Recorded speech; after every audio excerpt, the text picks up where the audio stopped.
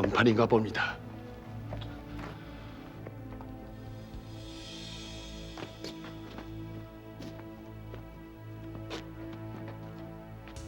예판 대감의 서차를 받고 달려오는 길이 오면 대체 무슨 큰일이외까? 종사에 관계된 일이니 어찌 큰일이 아니겠소. 종사? 아니 그럼 누가 용모를 했단 말이오? 병판 대감께서는 속히 직속 군사들을 불러 주상전하의 신변을 호위해야겠소. 아니 대체 누가?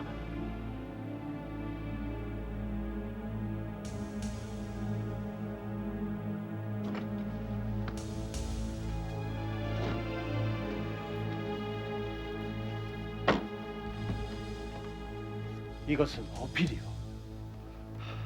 병판대감, 여기 적힌 자들을 즉시 잡아들이라는 명이시오.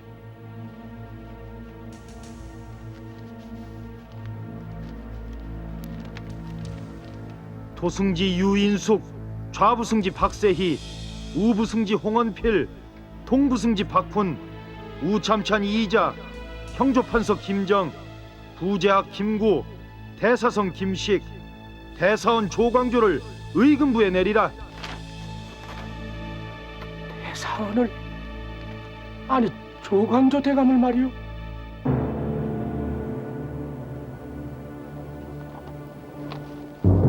대사헌 조광조가 누구인가? 고매한 학식과 덕행으로 조정 내 살림 세력의 중심이 되어온 인물. 임금과 백성들의 신망을 한몸에 받아왔던 인물이었다. 저 무리들의 죄상이 이미 명명백백하온데 군문을 하느라 지체할 이유가 어디 있겠사옵니까? 저들을 당장 척살하옵소서. 전하, 일각이 급하옵니다. 화근의 뿌리를 바삐 끊어 만대 후환이 없도록 하옵소서.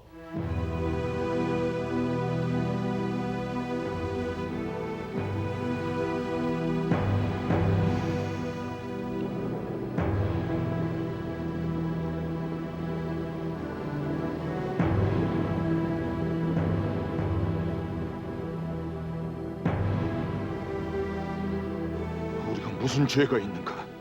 옛 송군의 치세를 이 땅에 다시 이루고자 한 것이 그것이 죄란 말인가? 주상의 뜻이 아닐 것일세. 아니야.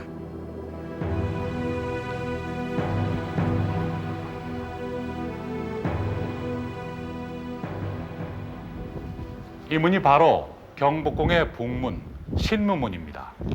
지금은 이렇게 굳게 닫혀 있습니다만 1519년 동짓달 보름날 밤 이 문이 은밀하게 열림으로써 이른바 북문의 화라고 불리우는 기묘사화가 시작됐던 것입니다. 기묘년에 이 사화로 희생된 것이 바로 조광조라는 인물입니다. 후세 사가들이 100년에 한 번 나올까 말까한 큰 인재로 평가하고 있는 인물이 이 사건으로 해서 당시 정치 무대에서 제거되고 말았던 것입니다. 사화란 것은 사전적인 의미로는 정론을 주장하는 선비가 간신들의 모함에 의해서 화를 입는 것을 말합니다.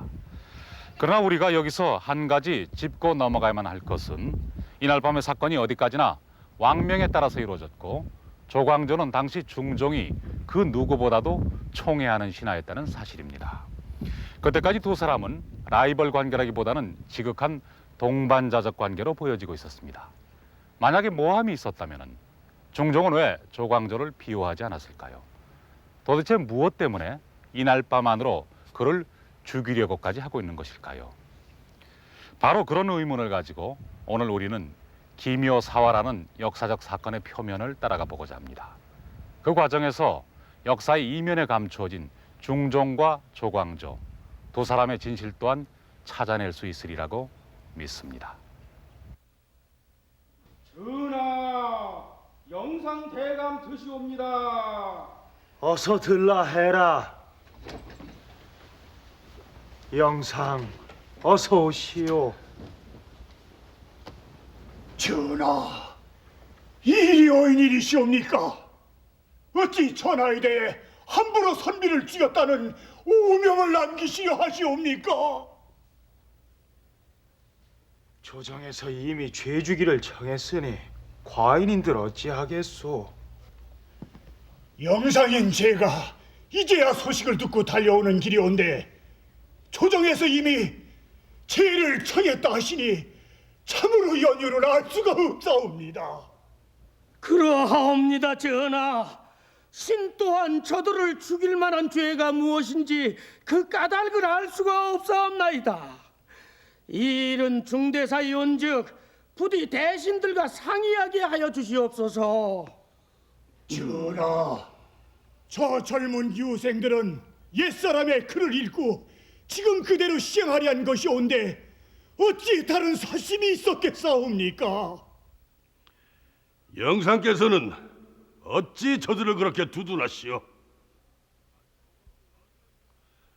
반정으로 하조의 기틀을 세운 것이 누구요? 그런데 아직도 비린내나는 젊은 유생들이 나이든 조정의 원혼들을 감히 능멸하고 매사에 과격하게 기묘 사화가 일어난 직접적인 계기는 조광조 세력이 당시 조정의 원혼들, 곧 중종 반정을 일으킨 공신들의 공훈 책종 내용을 문제 삼은 데 있었다고 전해진다. 잘못 책정된 것을 바로잡아야 한다는 그들의 여론은 결국 공신 103명 중 3분의 2에 달하는 76명의 공적 사항을 삭제케 했던 것이니 공신에게 주어졌던 정치적 경제적 특전을 박탈당한 세력이 대반격을 가했다는 것이다.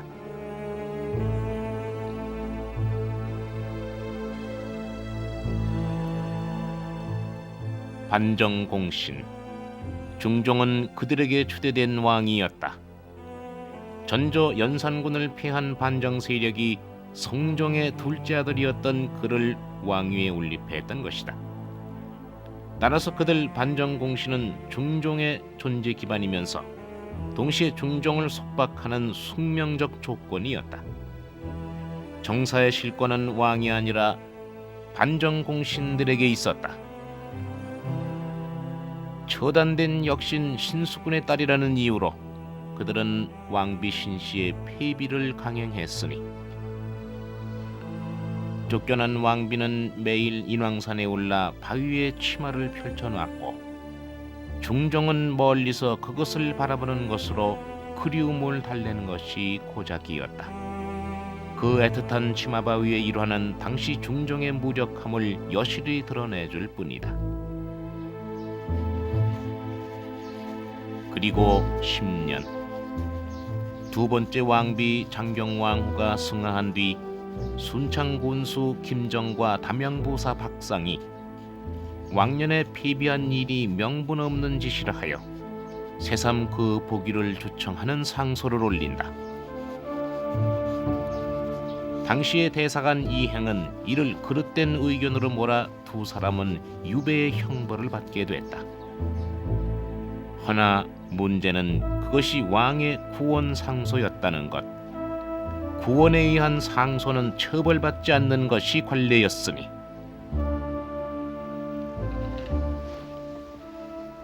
마마, 용안이 초췌하옵니다. 어디 미령하신 것은 아니온지. 머리가 무겁구려. 이 일을 어찌하옵니까? 당장 어이를 부르겠사옵니다. 아니요. 정청에서 중신들의 쟁론이 하도 극심하여 좀 지친 것뿐이요. 아직도 그 상소 얘기오니까? 사륜을 주청한 죄로 당사자들이 이미 다 처벌되었사온데 다 끝난 일들을 가지고 왜 계속 그 야단들이 옵니까?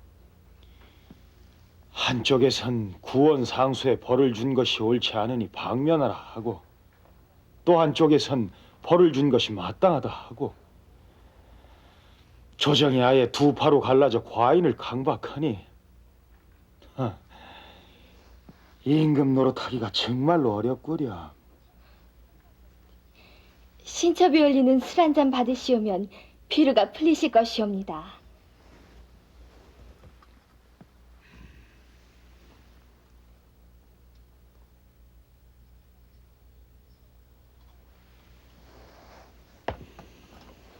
마마, 대사관이 어찌 무고한 자들을 죄주자 했겠사옵니까? 죄준 이를 두고 너무 괴념 마옵소서.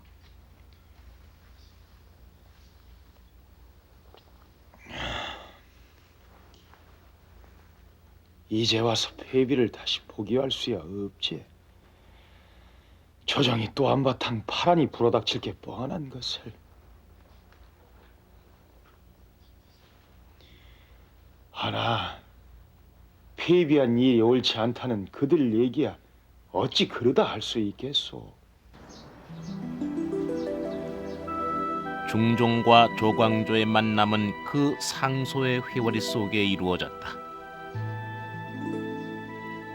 조광조는 그해 가을 알성시 급제 정육품직 사관원 정원직에 임명됐으니 바로 그 대사관 박상 김정에게 죄줄 것을 주청한 이행에 휘하였다. 그리고 이틀 후 첫 경연에 참석하게 되는 것이다. 우정현은 경연에 처음 나가는 것이야. 예, 그러합니다. 사관원은 예사기관이 아닐세. 언론을 통한 것이야. 임금의 눈과 귀가 되어 매사에 올바른 의견을 주달해야 할 책임이 있는 자일세. 사관원의 간관이라는 직책이 얼마나 막중한 자리인지 알겠는가? 예, 명심하고 있습니다. 조정원은 오늘 처음 주상 전화를 배우니 간관의 직책에 누가 되지 않도록 말 한마디 행동 하나에도 각별히 조심을 하도록 하게. 예. 오늘 조강은 이만 파도록 합시다. 전하, 신사관원 정원 조광조 감히 한 말씀 아래올까 하옵니다. 오, 조정은 그래 무엇이오? 전하, 언로가 통하면 나라가 안정되고 언로가 막히면 나라가 망하는 법이옵니다. 임금이 간관을 두고 혹 지나친 말이 있더라도 그 말을 받아들이면 오직 언로가 막힐까 염려하기 때문이옵니다. 때문에 대간된 자로서는 먼저 언로를 잘 열어놓은 뒤에야 재직분을 다 해낸다 할 수 있을 것이옵니다. 그 말은 실로 마땅하오. 헌데 근자의 박상, 김정 등은 임금의 구원에 따라 위견을 올렸을 뿐이옵니다. 재상들이 죄주자 청할지라도 대간된 자로서는 언로를 생각하여 그를 풀어줘야 마땅할 일일 텐데 오히려 죄줄 것을 요청하고 언로를 막았으니 이는 실로 재직분을 망각한 처사이옵니다. 아니 저런 처죽일로. 전하, 신이 이제 사관원 정원이 되어 어찌 재직분을 모르는 대간들과 같이 일을 할 수가 있겠사옵니까? 박상, 김정에게 죄주기를 정한 대사원과 대사관을 파직하옵소서. 전하, 부디 언로가 열리게 하시옵소서. 언로, 요즘식으로 해석하자면 언론의 자유를 보장하는 것이라고나 할까. 그간 조정의 시비는 분분했을 때 이처럼 언로의 본질을 꿰뚫어 대간의 파직을 주청한 자는 없었다. 이 명쾌한 논리에 누구보다 감복한 것이 중종이었다. 상께서 사림의 상소를 받아들여 박상과 김정을 드디어 유배에서 푸셨으니 이렇게 기꺼운 일이 또 있겠나? 게다가 김공을 홍문관 은교로 발탁까지 하셨다니. 근자의 상께서 도학에 수임치하시고 사림의 의견에 귀를 기울이시니 조정의 기풍이 크게 달라지는 것 같네. 이 모두가 정암 자네가 언로를 열어놓은 덕일세. 아닐세 이 사람. 그게 어찌 내 덕인가. 오로지 임금의 성청이 밝으신 덕이네. 어찌 되었건 한잔 할 일일세.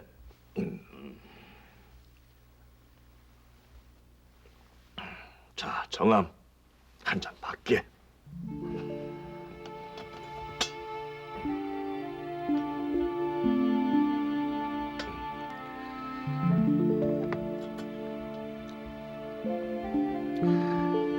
이런 임금 만난 것이 우리의 복이고 다 나라의 복일세.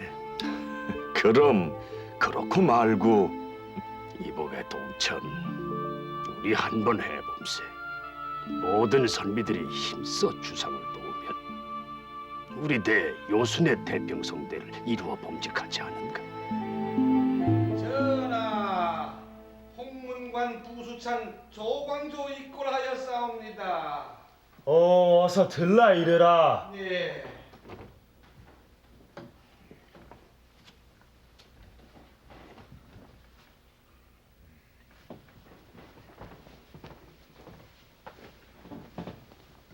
전하, 신을 부르셨사옵니까? 정암, 내 한 가지 물어볼 것이 있어서 불렀소. 전일 선비의 기풍을 살리는 것이 나라를 살리는 것이라 했는데 선비의 기풍이란 유생들에게 달린 것 아니오? 어찌 유생뿐이겠사옵니까? 삼공의 벼슬자리에 오른 자라 할지라도 역시 선비이며 임금이라 할지라도 역시 선비이오니 주상전하 깨우세야말로 선비의 종주이시옵니다. 따라서 선비의 기풍을 살리는 것은 다 상께 달려있는 것이옵니다. 전하께서 스스로 덕을 기르시고 이를 실천에 옮겨가신다면 일부러 교화시키고자 아니하여도 조정의 대소신료들에서 시정의 백성들에 이르기까지 진실로 감복하여 절로 교화가 될 것이옵니다. 정암은 참으로 과인의 스승이요. 알겠소. 과인이 임금의 덕을 크게 갖출 수 있도록 형이 도와주시오. 전하, 감사옵니다. 전하의 성심이 이러하시니 이 나라가 어찌 성군의 지세를 아니 볼 것이옵니까? 조광조는 그 지치란 말을 썼습니다. 그 지극한 정치라는 뜻인데 결국은 유교 이상 정치를 의미합니다. 그 유교 이상 정치는 맹자 이후 왕도 정치라고 불러져 왔던 것이고 그 왕도 정치란 공자가 이미 얘기한 예치 덕치를 의미합니다.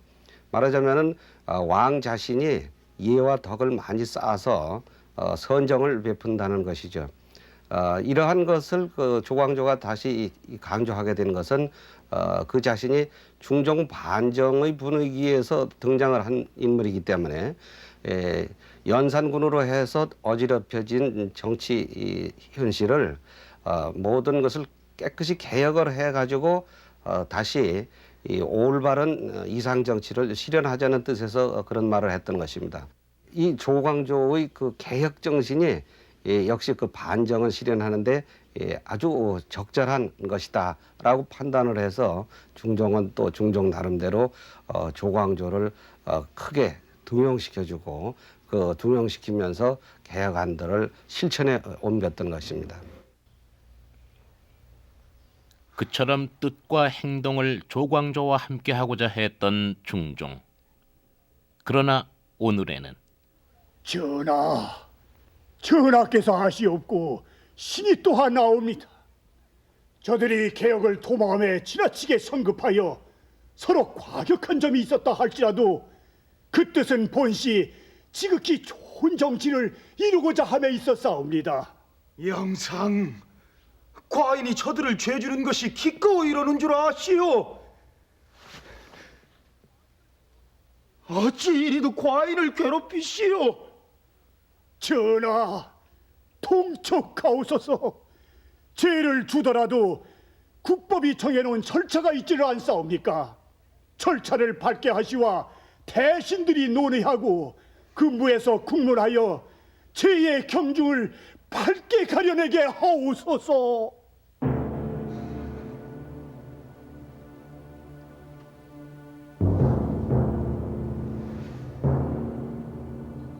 그리하시오. 절차대로 하시오. 저들을 하옥시키고 중신들을 불러 모아 죄안을 정하시오. 기묘사화는 조광조가 대사관의 파직을 주청한 그날로부터 꼭 4년 만에 일어난 일이었습니다. 그러나 그 이전까지 조광조는 실로 초고속의 승진을 거듭해왔습니다. 사관원 정원직에서부터 3년 사이에 홍문관 부제학이라는 중책을 제수받았고 다시 1년이 채 못 되어서 사헌부 대사헌의 자리에까지 오르게 된 것입니다. 실록에서조차도 고금의 그 유례가 없는 일이라고 표현하고 있는 이 파격적인 승진은 왕의 절대적인 비호가 있었기에 가능한 일이었습니다. 이와 함께 조정의 세력 판도는 재편됩니다. 기성 귀족 출신인 훈구 신료들의 세력에 위협을 줄 만큼 신진 사림 세력들의 진출과 성장이 두드러지게 된 것입니다. 이것이 과연 우연히 이루어진 일일까요? 실록을 보면 이 새로운 세력의 대두는 종종이 다분히 의도적으로 육성한 것이다라는 인상을 짙게 받게 됩니다. 중종 8년 이후부터 왕은 신진 인재의 등용에 집중적인 관심을 보이고 있습니다. 중종 8년이란 시점, 그것은 반정의 주동인물들이 대부분 죽거나 탄핵을 받아서 물러난 시점과 일치합니다. 집권 초기에 반정 공신들에게 실권을 빼앗겼던 중종이 이 시기부터 비로소 독자적인 자신의 지지 기반을 마련하려고 했다는 해석이 가능해집니다. 말하자면 왕권 강화 작업에 나선 것입니다. 조광조가 발탁된 것이 중종 10년, 그 이후 중종의 전폭적인 신임이 조광조를 중심으로 한 사림 세력을 키웠던 것입니다. 그러나 불과 4년 뒤 중종은 이제 이곳 근정전에서 자신이 스스로 키웠던 바로 그 세력들을 생사의 갈림길에 세워놓고 있는 것입니다. 죄안은 정했는가? 예, 여기 있사옵니다.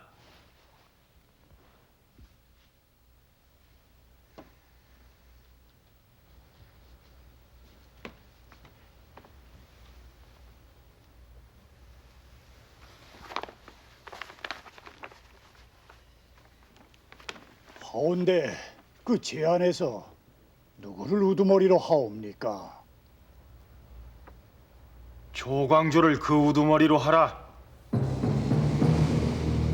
조광조, 김정, 김식, 김구 등은 서로 붕당을 지어 자기들에게 붙는 자는 진출시키고 다른 자는 배척하여 세력을 이루었다. 이들이 요직을 차지하고 앉아서는 후진들을 꿰어 과격하게 구는 것을 버릇이 되게 했다. 그리하여 국론을 뒤집고 조정의 정사를 날로 그르쳤으니 그 죄를 문초하라.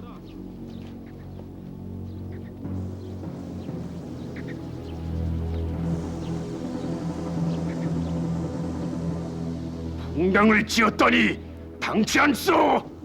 선비가 세상에 태어나서 믿는 것은 오직 임금의 마음뿐이오이다.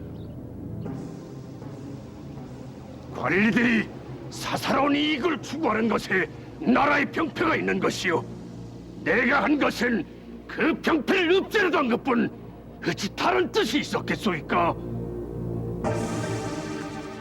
어명이 떨어졌소이다. 조광조, 김정은 사사하고 김식, 김구는 장 100대를 때려 절도에 안치하며 나머지는 귀양에 처하라는 명이시오. 청함을 죽여요. 상께서 어찌 이런 일이? 대감들께서는 강조가 상의 총애를 받은 것만 아시지 상을 핍박하여 미판하게 해드린 것은 모르신단 말씀이요. 돌이켜보면 화근의 싹은 1년 전 중종 13년의 한여름에서부터 이미 시작되고 있었다. 전하, 홍문관 부제학 조광조의 상소이옵니다. 정함이? 그래, 무슨 상소란 말인고? 일전에 사헌부와 사관원 양사가 합사하여 상소를 올린 바도 있었사옵니다만 소격서 혁파의 건인 줄로 아옵니다. 소격서? 그것은 윤호하지 않겠다 하지 않았느냐? 비답하라. 소격서는 혁파할 수 없다. 소격서는 반드시 혁파해야 할 것이오. 시정의 어지러운 풍속을 바로잡으려면 먼저 궁중 안에서부터 사도를 철폐해야만 합니다. 이쯤 보면 집집마다 무당굿이여 도리를 지키기보다는 귀신에게 비는 것을 더 능사로들 여기고 있어요. 도학을 숭상하는 선비의 나라에서 어찌 이런 일이 있겠소? 유생이라면 소격서가 허황되고 요산사도라는 걸 모르는 이 있겠소만 이번만은 상께서 쉽게 윤호하지를 않으시니 참으로 큰일이요. 이것은 어느 한두 사람의 의견이 아니고 선비들의 공론인데 공론을 받아들이시도록 하는 게 우리의 소임 아니겠소? 옳은 말이요. 사헌부, 사간원, 홍문관 이 3사가 힘을 모으고 모든 유생들이 나서 봅시다. 주상전하께서 간합하실 때까지 거듭거듭 추청을 드리는 겁니다. 뭐라고요? 대간이 사직을 했다고요? 상께서 소격서 혁파를 윤호하지 않으시니 대간의 소임을 다할 수 없다 하여 나오지 않는답니다. 지나칩니다. 지나쳐요. 조의 자식을 기호하려는 주인 영감의 수염을 뜯는다더니 지금 저자들이 감히 주상과의 힘을 겨루자는 겁니까? 근자의 주상전하께서 신진들을 너무 신임하시어 무슨 말이든 다 들어준 탓이지요. 허나 이번만은 다를 거려. 저 무리들을 피하시어 이 경연까지 패하셨다지는 않습니까? 주상께서 얼마나 시달렸으면 그래 하시겠소. 소격서 혁파 문제로 조정이 시끄러운 지 얼마요? 벌써 달포가 넘었어요. 여보시오 지정. 예. 저자들 말이요. 자기들만 옳고 자기들만 잘났다고 날뛰는 꼴을 우린 보고만 있어야 하오. 온 조정이 저자들 손아귀에서 놀아나고 있어요. 네, 어찌 그것을 모르겠소. 우리 낭양군 홍대감 댁을 한번 찾아뵙시다. 그 어른도 저자들의 작태를 곱게 보시지는 않을게요. 전하, 조정에는 하루라도 대간이 없어서는 아니 되옵니다. 한시바삐 소격서를 혁파하시와 대간을 불러들이시옵소서. 장함은 이미 내 뜻을 알고 있질 않소. 세종과 성종 같은 성군들께서도 오히려 혁파하지 않으신 것을 과인에 대해 와서 어찌 갑자기 없애버릴 수가 있겠소? 세종과 성종께서 훌륭한 임금이셨다 하더라도 이 소격서를 혁파하지 않으신 것은 큰 잘못이옵니다. 선대에서 없애지 않았다 하여 그대로 두면 후손들은 또 성상을 핑계로 하여 그대로 둘 것이니 이는 자손 만대 폐단으로 남기게 되는 것이옵니다. 고칠 만한 일이 있다 하더라도 어찌 일마다 하루아침에 다 고칠 수가 있겠는가? 전하, 신등은 전하께 성운을 입사와 조금이라도 도와서 이 나라를 동방만세 터전으로 만들고자 바랄 뿐이옵니다. 엎드려 바라옵건대 성총을 가다듬으시어 부디 소격서를 혁파하시옵소서. 과인의 뜻은 더 말할 것이 없다. 물러가라. 조광조는 물러서지 않았다. 상소 또 상소.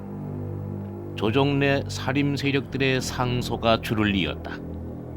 중종은 대사관의 사직원을 전격 수리함으로써 그에 맞섰으나 마침내는 의정부의 대신들까지 혁파에 동조하는 상소를 올리기에 이르렀으니 중종은 이 줄다리기에 지칠 대로 지쳐 있었다.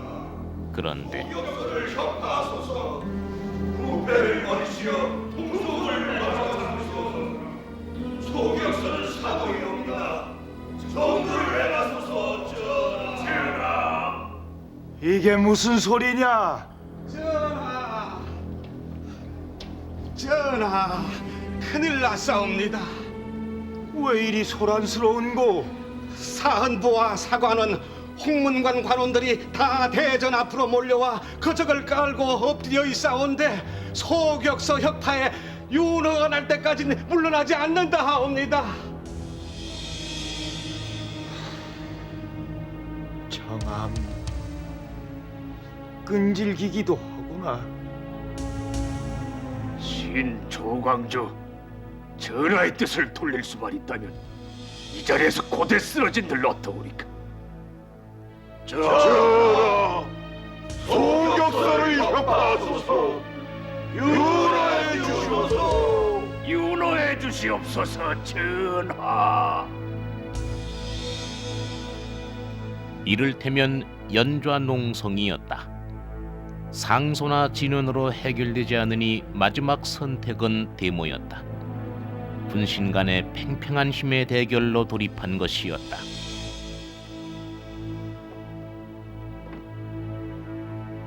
공들은 들으시오.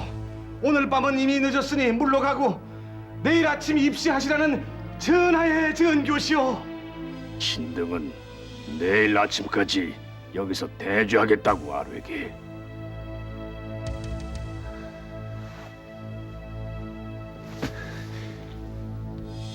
상기도 물러가지 않았느냐?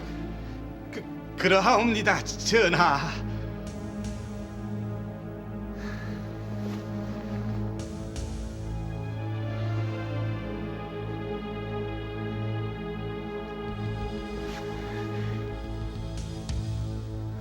내 이자들을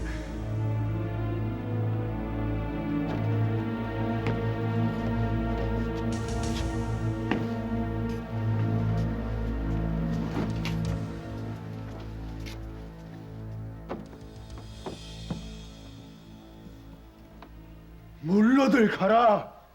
물러들 가라 하지 않았느냐? 전하, 소격서를 혁파하시라는 어명을 내려주시옵소서. 정암, 꼭 이렇게 해야만 하는 것이요. 전하, 신은 전하께서 어떠한 벌을 주시더라도 달게 받겠사옵니다. 다만 신등의 주청을 간합해 주시옵소서. 어찌 이리도 과인을 괴롭힌단 말이오. 전하, 군주는 하늘의 도리를 행하는 이옵니다. 바르지 않은 것을 버리시고 바른 길을 취하소서. 혁파를 명해 주시옵소서. 윤호해 주시옵소서. 전하, 전하.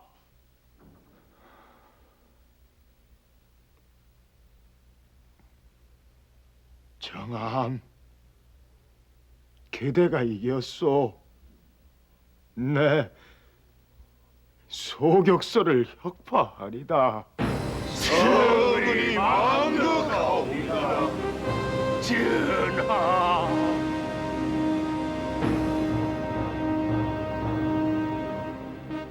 중종은 왜 그렇게 완강하게 소격서 혁파를 거부해 왔을까? 그 혁파의 건의는 일찍이 중종 초기부터 유생들에 의해 계속 제기되어 온 것이었다. 그러나 선대로부터 물려받은 제도는 되도록 고치지 않겠다는 것이 중종의 입장이었다. 곧 중종은 지나치게 급진적이고 전면적인 개혁은 원하지 않았던 것이다. 바로 이 지점에서부터 중종과 조광조의 길은 미묘하게 어긋나기 시작했다. 조광조는 원칙주의자였다. 늘 정도를 지키고 임금의 천품을 갈고 닦아 성군으로 만들고자 하는 그의 충정이 중종에겐 때로 부담스러울 수 있었다. 학문을 권면하여 중종은 하루에도 4번씩 강론을 들었다. 그런데다 조광조의 진강은 길기로 유명하여 어떨 때는 종이를 그치지 않고 계속되는 것이었으니 이제 그만합시다. 전하, 군왕이 학문을 즐기지 않고서야 어찌 나라의 근본을 바로 세울 수가 있겠사옵니까? 저녁에 계속하도록 하오. 전하, 조금만 더 지체하시옵소서. 그만하자니까요. 전하, 전하. 조광조 정치 사상의 요체는 왕이 끊임없이 공부하고 수양하여 현명한 주군이 되고, 그러한 왕이 학식과 덕행을 갖춘 군자들을 가려내 그들과 함께 정치를 함으로써 이 땅의 옛 요순시대와 같은 도의 국가를 실현하고자 하는 것이었다. 때문에 군자와 소인을 구별하는 것은 중요한 일이었다. 임금은 마땅히 군자와 소인됨을 분별하여야 하며, 군자됨이 분명하면 그에게 맡겨서 위심하지 말아야 하며, 소인됨이 분명하면 그에게 엄격하게 대함이 옳사옵니다. 그러나 군자와 소인을 분별하기란 어려운 일이옵니다. 군자는 소인을 소인이라 하겠지만 소인도 군자를 소인으로 생각하기 때문이옵니다. 조광조는 새로운 방법으로 인재를 등용할 것을 역설했다. 당시 신진 사류들은 기성 세력의 상당수를 개인의 이익을 탐하는 소인배로 규정했고, 진정한 군자의 출사가 드문 것은 현행 과거 제도에 문제가 있기 때문이라 보았다. 정치의 급설문은 인재 등용에 있사옵니다. 허나 지금의 과거 제도는 글을 잘 쓰고 문장을 잘 쓰는 데 치중해 있어 진실로 덕행 있는 선비를 얻기가 어렵사옵니다.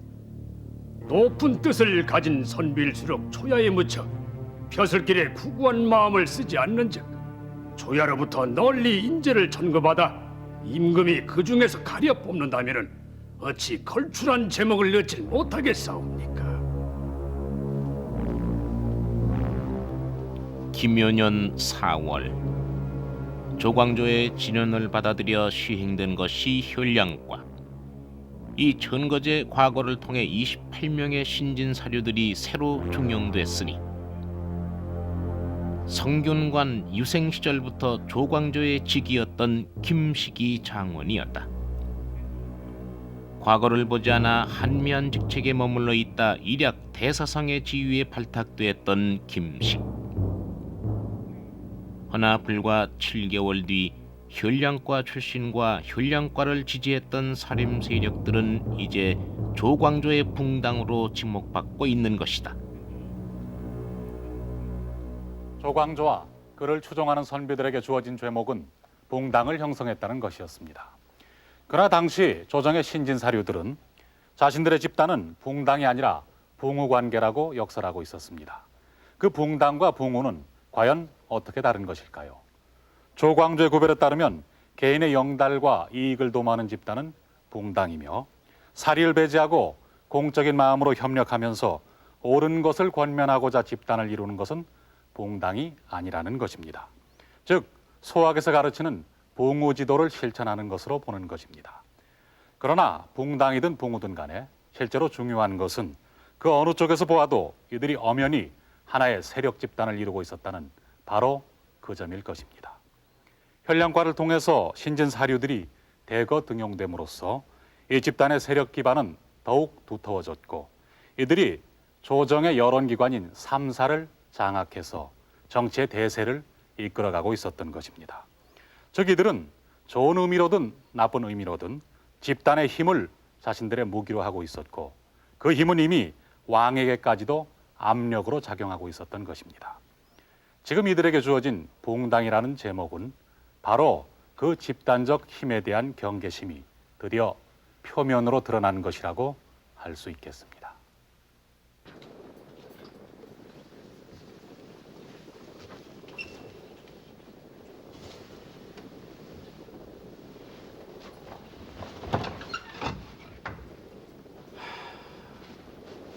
정암, 내 정암을 뵐 면목이 없구려. 무슨 말씀을? 이 일이 어찌 대감의 탓이오리까? 일이 이렇게 되기까지 막지를 못했으니 내 어찌 탓이 없다 하겠소. 목이 마르군요. 갖고 오신 게 술 아닙니까? 그래, 한잔들 합시다. 내 공들과 한잔 나누려고 잘 빚은 술 한 병 받아왔소이다. 자,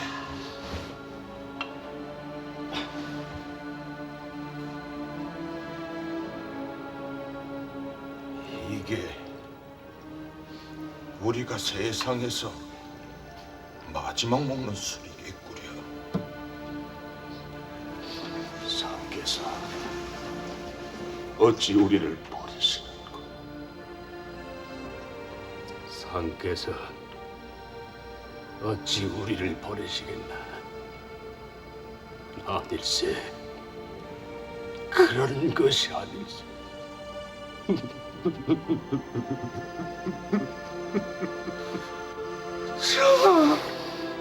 주상전하를, 우리의 주상전하를 뵙고 싶네. 정아, 내가 필무를 넣어주시고 주상전하께 말씀 한마디 사례치 못하고 이대로 영원히 하직하면 저만 못할 일이로다.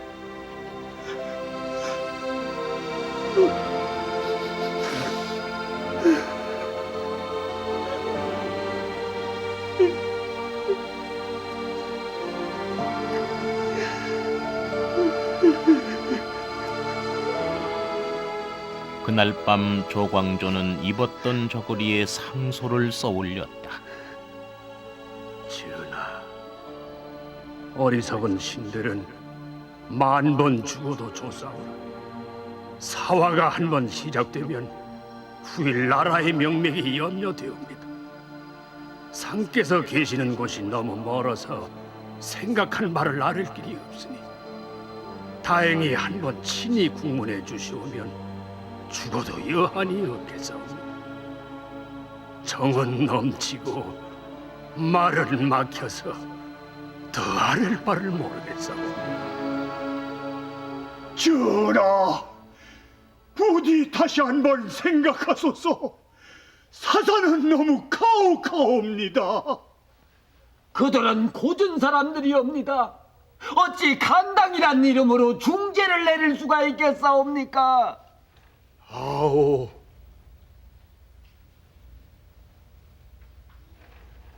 저들이 사심이 없었다는 것을 과인이 모르는 바 아니로다. 전하, 청컨대 저들이 바라는 바대로 전하께 없어 친국이라도 한번 해보심이 어떠하올런지요. 아니요, 보지 않겠소. 저들이 비록 사심이 없었다 한들 이제 돌이키기엔 그 형세가 너무 커버렸어.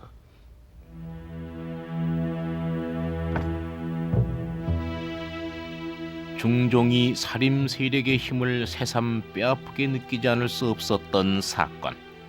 그것이 바로 반정공신 사쿤 사건이었다. 완연한 가을이로세. 그럼 무슨 생각을 그리 골똘히 하는가? 자넨 어떻게 생각하나? 사쿤 문제 말일세. 그거야 명분이 뚜렷한 일 아닌가? 반정공신의 공은 책록이 잘못되었다는 것은 세상이 다 아는 일인데 그것을 바로잡지 않고서는 후세 누가 될 걸세. 그렇긴 하지만은 이 일은 서둘러서 될 일이 아닌 게야. 반정 공신들의 공헌 자체를 부정하는 것으로 비친다면 반정으로 보위어르신 주상을 부정하는 것이 되는 게 아닌가. 우리의 뜻이 그런 건 아니질 않는가? 상께서도 윤호하지 않으실 테고 훈구 대소신료들의 반발도 물론 만만치 않을 거네만. 온 조정의 선비들은 내가 사쿤을 추청하기만을 바라고 있으니 공론이라면 따라야지. 이익을 탐해 벼슬을 얻은 자가 대대로 나라의 노봉을 축내는 일은 없어야 할 터이니 개정할 수는 없소. 전하, 사람마다 부귀를 꾀하는 마음이 있사옵니다. 그 이익의 근원이 되는 일은 분명히 끊지를 않으시오면은 누구인들 자리를 이용하여 쉽게 부귀를 꾀하려는 마음을 갖지 않사오리까? 과인을 도와 반정을 한 사람들이요, 서로 조그만 잘못이 있다 하더라도 이미 공을 정하고 10여 년이 지난 일을 이제 와서 다시 개정할 수는 없소. 전하, 잘못된 일을 고치는데 정해진 때가 있사오리까? 아들, 친척, 심지어는 사돈까지 공이 없는데도 허위로 올려진 사람들이 심히 많사옵니다. 경들은 어찌 그리 고칠 일이 많어? 이 일은 다시 거론치 마시오. 감히 반정공신들의 사코를 주청해 이를 말씀입니까? 저들의 작태를 생각하면 모골이 다 송연합니다. 현령과를 만들어서 저들의 세력만 늘려놓고 구신들 중에서 의견이 맞지 않는 사람들은 모조리 소인배를 몰아서 쫓아냈습니다. 그리고 이제는 공신들까지예요. 임금과 조정을 저들 뜻대로 좌지우지하겠다는 거지요. 남양군 홍경주, 반정 1등 공신. 또한 그는 희빈 홍씨의 아버지였다. 홍경주, 남곤, 심정 등은 희빈을 위시한 중종의 후궁들을 움직여 나라 안의 인심이 모두 조광조에게 돌아갔다는 소문을 퍼뜨렸다고 전한다. 또한 대궐뜰의 나뭇잎에 꿀물로 주초위왕이란 글자를 써서 벌레가 갉아먹게 한 다음 궁녀를 시켜 그것을 왕에게 보이게 했다. 주자와 초자를 합치면 조자가 되는 것이니 곧 조광조가 왕이 되려 한다는 의미였다. 일종의 심리전을 시도했던 것이다. 소격서 혁파 때와 똑같이 중종은 당시 대세에 밀리고 있었다. 거부하고 거부하다가 마침내 반정공신의 사건을 윤호하지 않을 수 없는 지경에 이르러 있었으니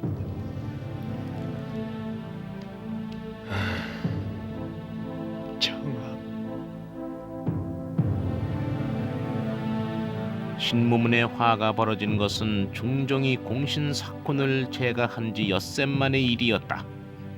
그것은 왕이 밀지로서 명한 일이었다는 것이 홍경주 등의 주장이다. 밀지가 실제로 중종이 준 것인지는 확인할 길이 없으나 그 내용은 이렇다.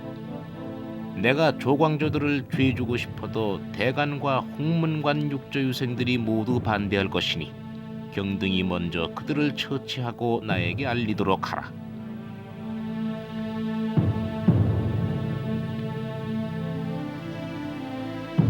자료에 따르면 동짓달 보름날 밤부터 이튿날 깊은 밤까지, 그러니까 24시간이 넘게 조광조의 처형 문제를 놓고 중종의 의지는 번복을 거듭했습니다.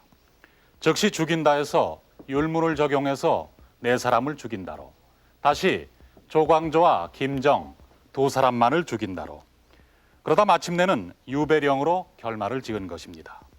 여기서 우리가 주목하는 것은 중종의 의지는 처음부터 죽인다라는 쪽에 있었다는 사실입니다.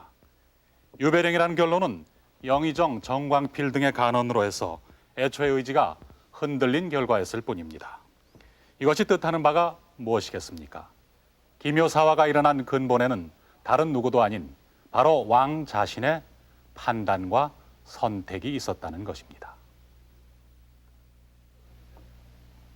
그러면 이제 이 문을 열고 역사적 상상의 공간 속으로 들어가 보겠습니다. 가장 신임했던 신하를 처단할 수밖에 없었던 그 이유를 중종 임금께 직접 들어보도록 하겠습니다. 나는 아직도 정함을 높이 평가하오. 높이 평가하였기에 걔를 치지 않을 수 없었소. 그게 무슨 말씀입니까? 그의 세력은 이제 날 억누르고 있어. 조광조의 의지가 임금의 의지를 꺾고 있단 말이 왜다. 옥좌에 있다고 해서 누구나 다 왕인 것은 아니오. 왕권을 지킬 수 없을 때 왕의 이름이란 한낱 신기루 같은 것에 불과한 것이외다.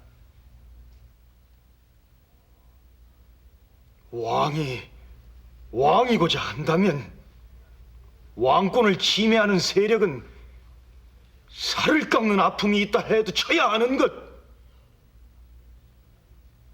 그것이 내가 정함을 죄준 이유요. 중종은 집권 기간 동안 내내 왕권을 유지하고 강화하는 데 집착하고 있었는데 신진사료가 등장하는 배경도 이제 그렇고 신진사료가 중종 12년을 고비로 해서 강력한 이제 정치 세력으로 등장하면서 중종은 이와 같은 그 조광조를 필두로 한 신진사료의 성장을 왕권의 그 위협적인 요소로 받아들이고 있습니다. 물론 조광조 입장에서는 왕권에 도전할 생각을 전혀 이제 가졌던 것은 아님에도 불구하고 이렇게 받아들였다는데 이제 문제가 있었다고 보아집니다. 그래서 이와 같은 그 중종의 입장은 아마 김효사와까지 연결이 돼서 신진사료가 이제 축출되고 조광조 등이 죽음의 길로 들어서게 되는 중요한 배경이 되었다고 생각이 됩니다. 중종은 이와 같은 그 정치 세력의 조정 방식을 통해서 그의 그 목표였던 왕권 유지 강화를 이제 실현할 수는 있었습니다만은 해결해야 될 과제를 해결하지 못함으로 해서 여전히 남는 문제들을 산적하게 했다 이렇게 이제 봐지고 이 점 때문에 뒷날 중종은 조광조의 그 정치 활동에 대해서 아쉬움을 가졌다고 평가가 됩니다. 반정으로 추대돼서 조정 내에 자신의 지지 기반이 없었던 중종에게 있어서 왕권의 확보란 대단히 중요한 문제였습니다. 왕권을 위협하는 정치 세력은 그가 누구든 제거하지 않을 수 없었습니다. 어떤 의미에서 중종은 조광조를 권력의 라이벌로 간주하지 않았나 싶습니다. 강력하다는 것, 즉 정치적 영향력이 크다는 것, 그것이 바로 조광조의 진정한 죄목이었습니다.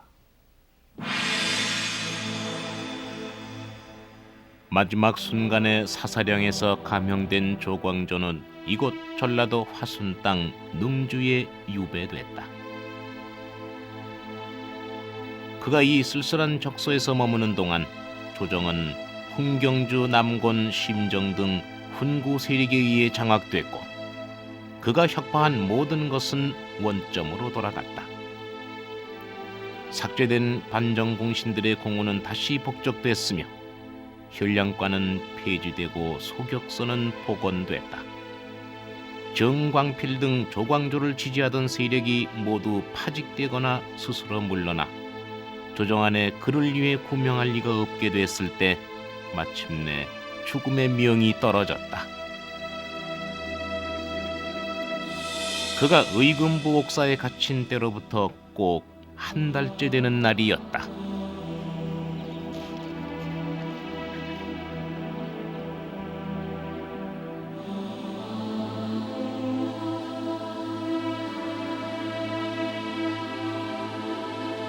사사하라는 명만 있고 사사하라는 문자는 없소이까? 이 명을 받았을 뿐 따로 내리는 문자는 없어. 정승의 반열에 있던 자를 죽이는데 이토록 허술하니 그 패단이 실로 근심스럽구려. 간악한 자들이 제 맘대로 미운 자를 죽일 수도 있을 터인지. 내 상기에 소를 올려 한 말씀 경계하고 싶지만은 이젠 할 수가 없구나. 너무 지체할 수가 없소이다. 서두르시오. 내가 죽거든 얇은 나무로 관을 짜도록 하거라. 먼 길에 옮기는 이들이 불편하지 않도록 해야 할 것이니.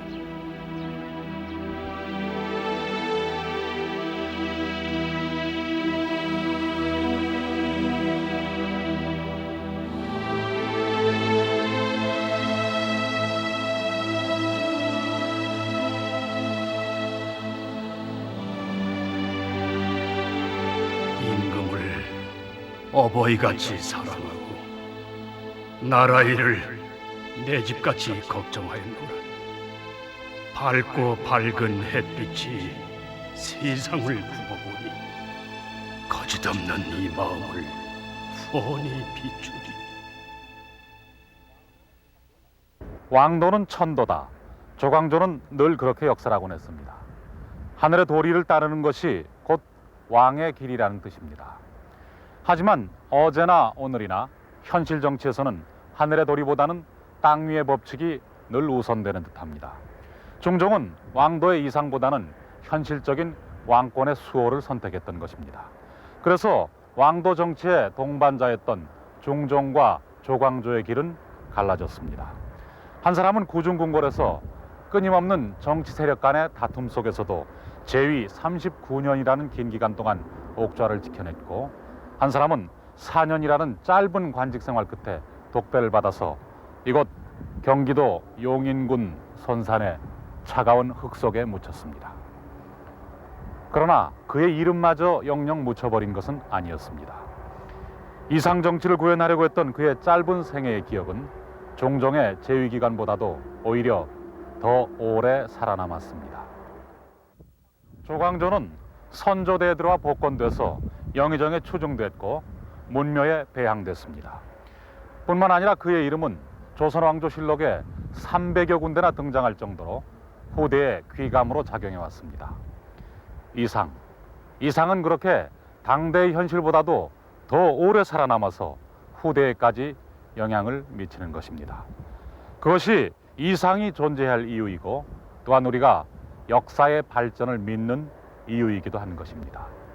역사의 라이벌 중종과 조광조 편을 마치면서 한번 물어보고 싶어집니다.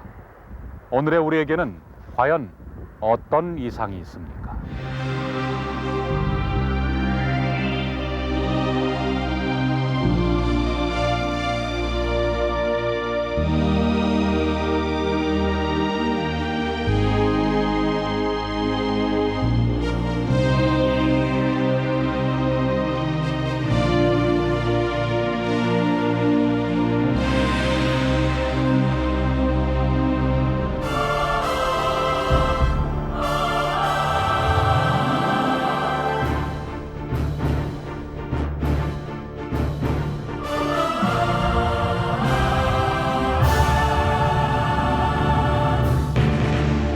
(1519년 11월 15일) 밤, 역사상 유례가 없었던 한밤중에 숙청극이 벌어졌다. 중종은 밤을 틈타 사헌부 대사헌 조광조의 체포령을 내렸다. 혼란에 빠진 조선을 개혁해 이상사회로 만들고자 했던 개혁가 조광조. 조선 최대 개혁 프로젝트에 제동이 걸리는 순간이었다.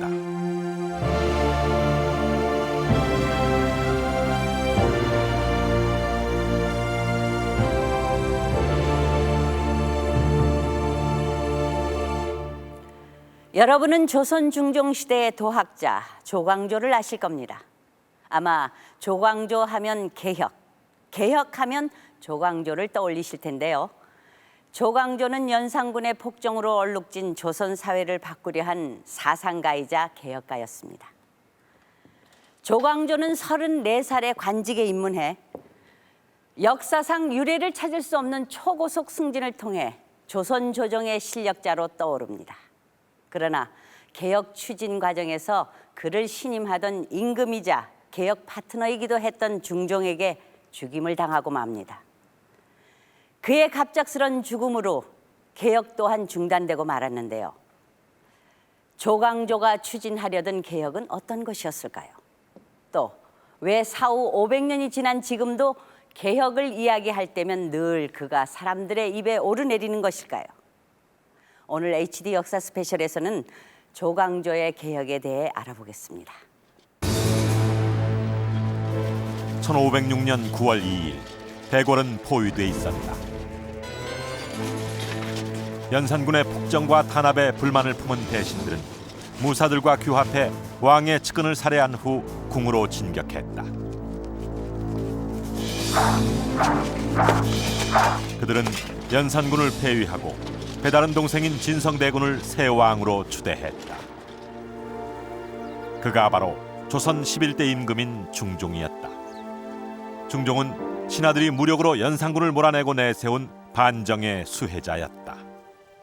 그 중종반정을 한편에서 보면은 그 궤도에서 벗어난 그 유교 정치를 갖다 다시 원 궤도로 이렇게 복귀시키는 그런 의미도 있지만은 또 다른 한편으로 보면은 그 반정을 주도했던 세력이 역시 그 이전의 지배 세력이었던 훈구 세력이었고 또 그 훈구 세력이 가졌던 여러 가지 그 모순이 그대로 지속되었기 때문에 사실은 그 사회 전체적으로 보면은 크게 변하지 않았다라고 이렇게 볼 수 있는 것이죠.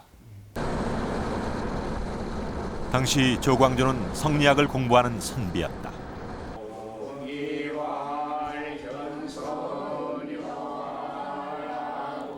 조광조의 위패를 모시고 있는 신곡 서원.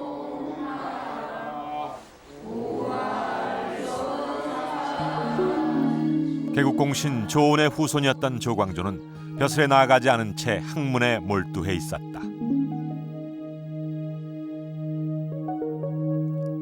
무오사화로 유배 중이던 김굉필에게 성리학을 배운 조광조는 실천을 강조하는 성리학의 도학정치론에 감화된 신진학자였다. 그는 아버지가 세상을 떠나자 무덤 밑에 초당을 짓고 이곳을 학문의 터전으로 삼았다. 그 양반이 심유살이 허시면서 이 손수 그 은행나무도 심으시고 이 느트나무 여기 이 나무도 다 심으신 거고 그리고 초당도 지으시면서 여기서 학문을 참 많이 연구를 하시고 공부를 하셨어요. 성리학을. 당시는 사화가 일어난 직후라 대부분의 백성들이 성리학을 멀리하고 있었다.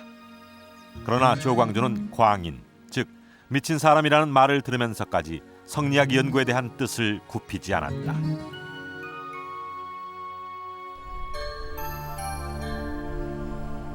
스물아홉 되던 해, 조광조는 마침내 초시에 급제하면서 성균관에 입학한다.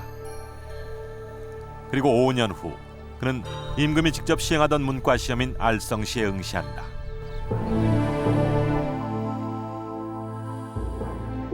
중종은 옛 성인의 이상적인 정치를 실현하기 위해서는 어떻게 해야 하는지를 물었다.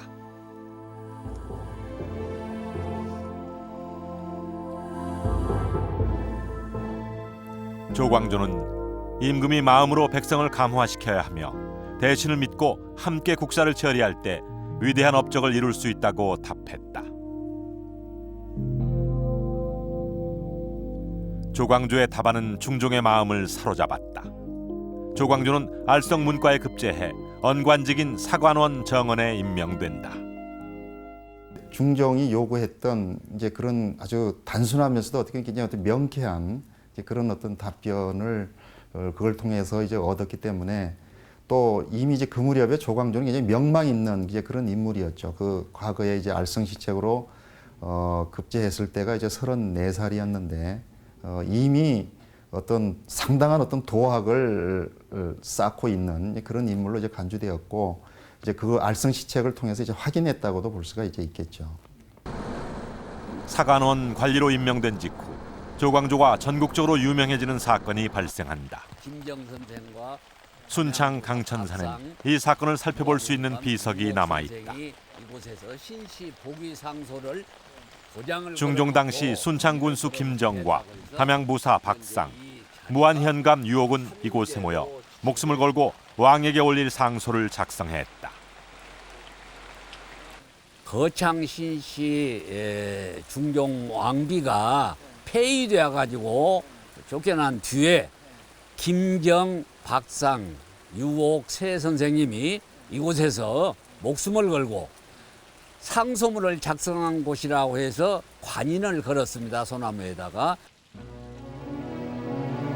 세 사람의 살인들은 왕에게 상소를 올려 억울하게 폐위된 중종의 비 신씨를 복위할 것을 요청했다.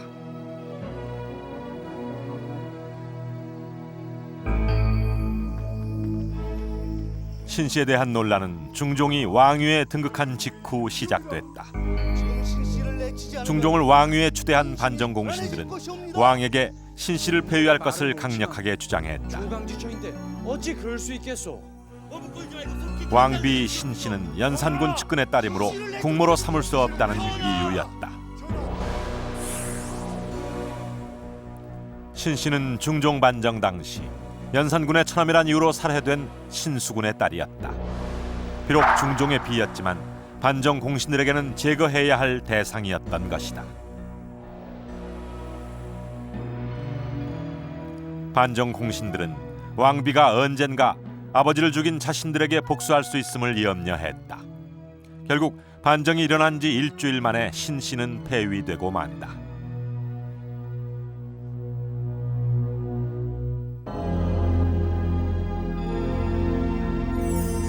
이에 반대해 순창군수 김정과 담양부사 박상은 왕에게 상소를 올린다. 죄 없는 왕비를 내쫓는 것은 유교적 윤리에도 맞지 않을 뿐더러 신하가 임금을 위협해 왕비를 강제로 쫓아낸 사건은 있을 수 없다는 내용이었다. 이 사건은 유교 윤리의 문제를 넘어서 살인과 훈구 세력의 대결 구도로 번져갔다.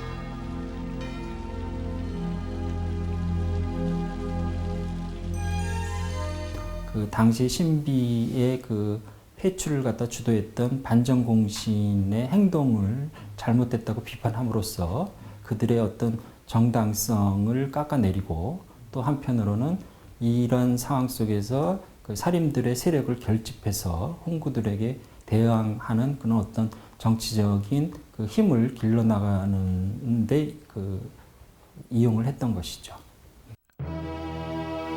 결국 조정은 훈구 세력의 손을 들어준다.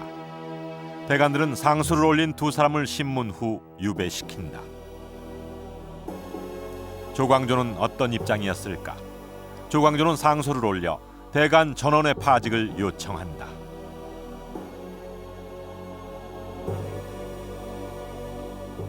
언로를 확대해야 될 대관이 언로를 열자고 하는 왕의 뜻에 따라서 올린 박상과 김정을 처벌하라고 한다면 나는 대관이지만 그런 대관과 더불어서 일할 수 없으니까 나는 사직하겠소 하는 게 된 거죠. 이게 사실은 목숨을 건 얘기입니다. 사관원의 말단관리가 올린 대관 전원의 파직 요청은 큰 파문을 불러일으켰다. 몇 달에 걸친 논쟁 끝에 결국 대관은 전원 교체된다. 결국 그 박상 김정을 구해내지는 못했지만은 대관은 다 쇠퇴해서 됐고 그것이 조광조가 전국적으로 이 사람이 상당히 신망이 있는 사람이구나 하는 그 주목을 받게 되는 결정적인 계기가 된 사건이라고 생각하죠. 그래서 이게 매우 중요한 사건이었다고 생각합니다.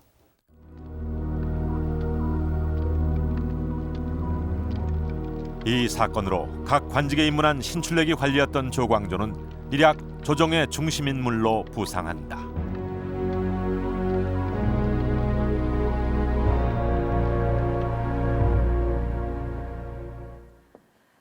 이곳은 조선시대 조회가 열렸던 근정전 앞입니다. 제 양쪽으로 늘어서 있는 돌들은 품계석이라고 합니다. 돌마다 정일품부터 구품까지 문무관료들의 직급이 새겨져 있어서 관원들이 서 있는 위치를 표시했는데요. 높은 품계의 벼슬일수록 왕과 가까운 자리를 차지했습니다. 보통 과거에서 장원급제를 하면 종육품 관리가 되는데요. 종육품에서 고급 관료인 정삼품, 당상관이 되기 위해서는 아무리 능력이 뛰어나도 10년 이상이 걸렸습니다. 그런데 조광조는 예외였습니다. 종육품 관리로 처음 공직 생활을 시작한 조광조는 단 3년 만에 종이품으로 승진해 사헌부 대사원의 자리에 오릅니다. 그뿐만이 아닙니다. 그는 사간원, 사헌부, 홍문관, 승정원 등 왕을 가까이에서 보필하는 자리에서만 일했습니다. 조광조의 고속 승진은 중종의 전폭적인 신뢰가 있기에 가능했습니다. 중종은 패비 신씨 복위 논란 이후 조광조를 3, 4 위주의 요직에 등용하며 자신의 가까이에 뒀는데요.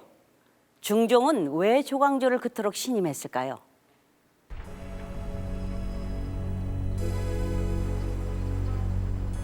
서울 강남 한복판에 위치한 정릉. 중종의 묘는 임진왜란 당시 도굴당해 시신조차 보존돼 있지 않다. 조선 역사상 최초로 반정에 의해 추대된 왕이었던 중종. 중종 즉위 초 전국은 불안했다.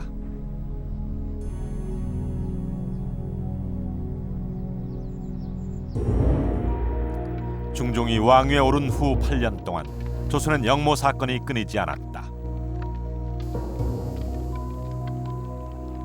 중종을 폐위하고 새로운 왕을 추대하려는 음모가 끊임없이 드러났다.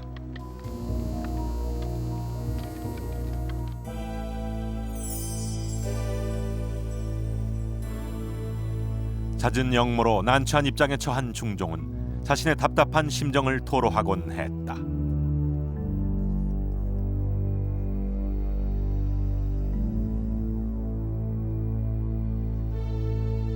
이 왕이 되기 전에 세자로 책봉되면 세자로 있으면서 많은 관료들과 접하고 자기가 왕이 됐을 때 정치적 수업이 되고 왕이 된 다음에 자기의 오른팔 왼팔이 될 사람들이 만들어지는 과정을 밟는데 중종 같은 경우는 전혀 예기치 않게 쿠데타를 일으킨 세력들에서 엎혀서 왕이 되니까 중종은 정말 아무런 역할도 할 수가 없었죠. 왕이지만은. 그러니까 중종 초라는 게 굉장히 정치적으로 불안정한 시기였습니다.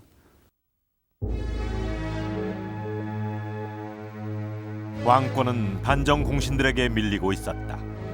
중종은 조회가 끝나면 반정 삼공신들이 나갈 때까지 일어서 있을 정도로 그들의 권세에 눌려 있었다.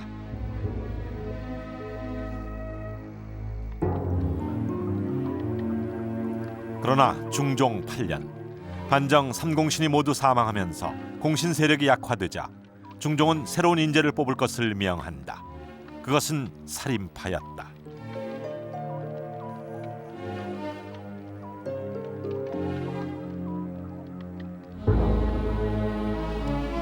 중종의 명령으로 당시까지 향촌 사회를 중심으로 학문을 연구하는 데 주력하던 사림 세력이 조정에 대거 등용된다. 중종시대 등용된 살인파는 100명 이상으로 이들은 대부분 언론 기능을 담당하던 사관원, 사헌부, 홍문관 등 3사에 포진됐다. 당시 3사의 인사 점유 정도를 보면 살인파는 중종 12년부터 그 수가 폭증해 중종 14년에는 홍문관의 84%, 사헌부와 사관원의 60% 이상이 살인 출신의 관료들로 채워졌다. 국왕을 지근거리에서 모시는 홍문관, 사헌부, 사관원, 승정원 이런 자리에 갔는데 거의 그 승진 속도가 다른 사람 한 20년 걸릴 거를 한 4년 정도 만에 전부 다 승진을 합니다. 그 승진에 할 수 있었던 거는 왕이 밀어주지 않고서는 사실 불가능한 거거든요. 그래서 그 사람들의 승진이 결국은 왕이 이제 주도권을 잡기 위한 그 정책적인 배려라고 저는 봅니다. 살림은 훈구파 일색이었던 중종 초기 정치 세력의 판도를 뒤집으며 정권의 주도권을 확보해 갔다.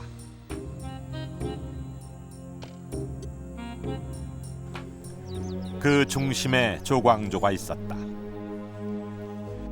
조광조와 살림 세력은 훈구 세력을 압박하고 살림 세력의 힘을 키우기 위해 인재 등용 제도를 개혁할 것을 모의한다. 큰 인물을 낼 수가 없습니다. 나라를 위해 할 일은 많은데 조정에 인재가 없어 큰 걱정입니다. 지금부터라도 과거제를 대신해 전국에서 학문과 덕행이 뛰어난 인재를 전거하면 많은 인물을 얻을 수 있지 않겠습니까? 이들이 생각해낸 것은 혈량과 시험으로만 인재를 뽑는 과거제를 탈피해 추천받은 인재를 시험을 통해 검증하는 제도였다. 살림이 훈구와의 대립 속에서 점점 더 확고하게 깨달아가는 것은 그 인사가 단순히 그 지식이나 능력만 갖고는 안 되겠다. 그 인품이나 인격 등을 감안한 인사제도가 필요하다라고 느낀 것입니다. 그럴 때에 조광조 등이 착목했던 것은 이전부터 내려왔던 그 청거제를 바탕으로 한 거기다 과거제를 가미한 그런 혈량과를 실시하는 것이었던가 이렇게 생각했고, 조광조는 왕에게 상소를 올려 혈량과를 통해 인품과 학식을 겸비한 인재를 뽑을 것을 건의한다.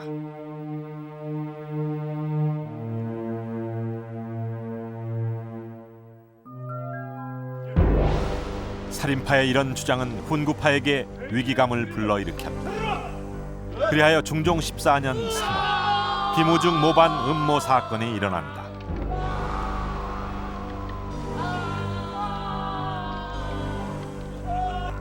전국공신 김우중이 현량과 실치를 주장하던 조광조 일파를 제거할 모의를 하다 발각된 것이다. 김우중 사건이 적발되면서 현량과 실치는 더 큰 힘을 얻는다. 왕은 결국 한 달 후 살인파의 손을 들어 현량과를 실시한다.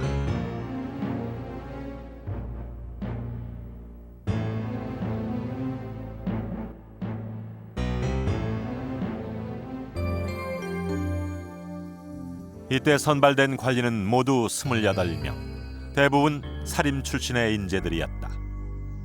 이들은 요직에 등용돼 고위직 관리로 성장해갔다. 자기가 정책의 주도권을 잡을 수 있으려 그러면 조광조에게 힘을 실어줘야 된다고 판단한 겁니다. 전국 반정이 일으켰던 삼공신이 죽더라도 계속적인 전국 공신들은 있었고 그 전국 공신에 의해서 육조라든지 다른 기관들이 장악되어 있었거든요. 그런데 조광조가 이야기하는 지금 그 살인 가지고는 이 개혁 구세력들을 몰아내기에 힘이 붙였다고 본인이 판단하고 그렇다 그러면 조광조에게 훨씬 힘을 실어줘야 되겠다 이제 판단한 겁니다. 나라는 작은데 벼슬아치가 많아서 요즘 하는 일 없이 녹을 받는 이가 많습니다. 각 기관에서 한 가지를 두세 사람이 함께 맡아보니 병으로 나오지 않는 날이 한 달을 넘으면 파직해야 함에도 불구하고 자리를 보존하는 일까지 싸웁니다. 흉년까지 들어 쌀이 부족하니 꼭 필요하지 않은 자는 도태시켜야 하옵니다. 관직의 수는 경국대전에서 정하고 있으니 내 함부로 고칠 수 없지 않겠소. 다만 이제부터 긴급하지 않은 벼슬은 자리가 비더라도 채우지 않을 수는 있을 것이오. 도태당한 관리들이 재임용되는 것도 막아야 합니다. 인물이 없다 보니 문제가 있는 줄 뻔히 알면서도 다시 쓰고 있사옵니다. 사람을 쓰는 일이 중요하긴 하나 인물을 죄다 알 수 없으므로 자연히 사람 쓰는데 실수하는 것이 아니겠소. 전하께서는 인물의 현명함 여부를 먼저 파악하시고 관리를 교체할 때 대신들에게 물으면 그런 실수는 없을 것이옵니다. 중종 당시 왕과 신하가 함께했던 경연의 한 장면입니다. 경연하면 대부분 왕에 대한 교육제도라고 알고 계실 텐데요. 경연은 대신들이 왕에게 정책을 제안하고 협의하는 기구이기도 했습니다.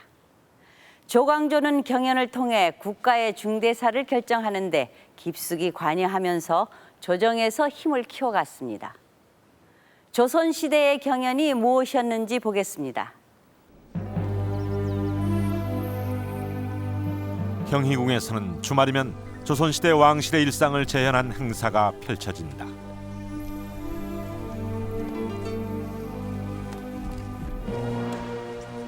관람객들에게 가장 관심을 끄는 것은 서연, 왕세자에 대한 교육이다.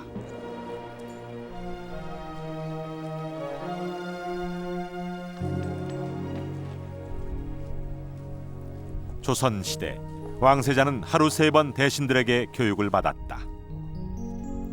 교재는 천자문부터 역사책, 소학, 유교 경전에 이르기까지 다양했다. 대신들은 세자의 나이에 맞게 교과 과정을 짰고 여름과 겨울엔 방학도 있었다. 서연은 세자 한 사람을 위한 궁안의 작은 학교였다.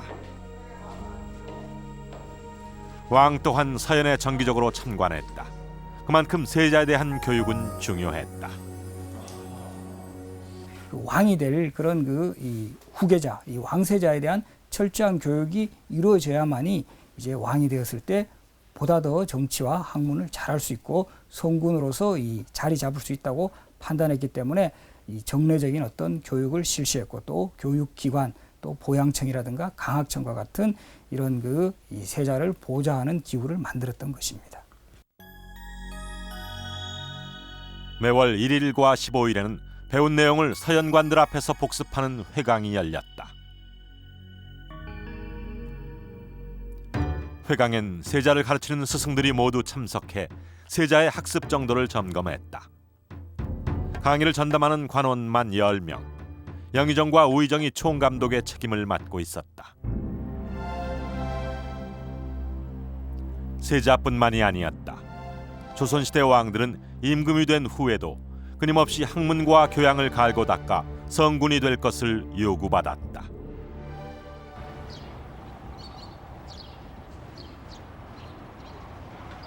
임금 역시 대신들과 함께 하루 4번 경연에 참석했다. 여탑이라 그래가 이게 왕이 앉는 최한기의 강관론에는 경연의 좌석 배치도가 나와 있다.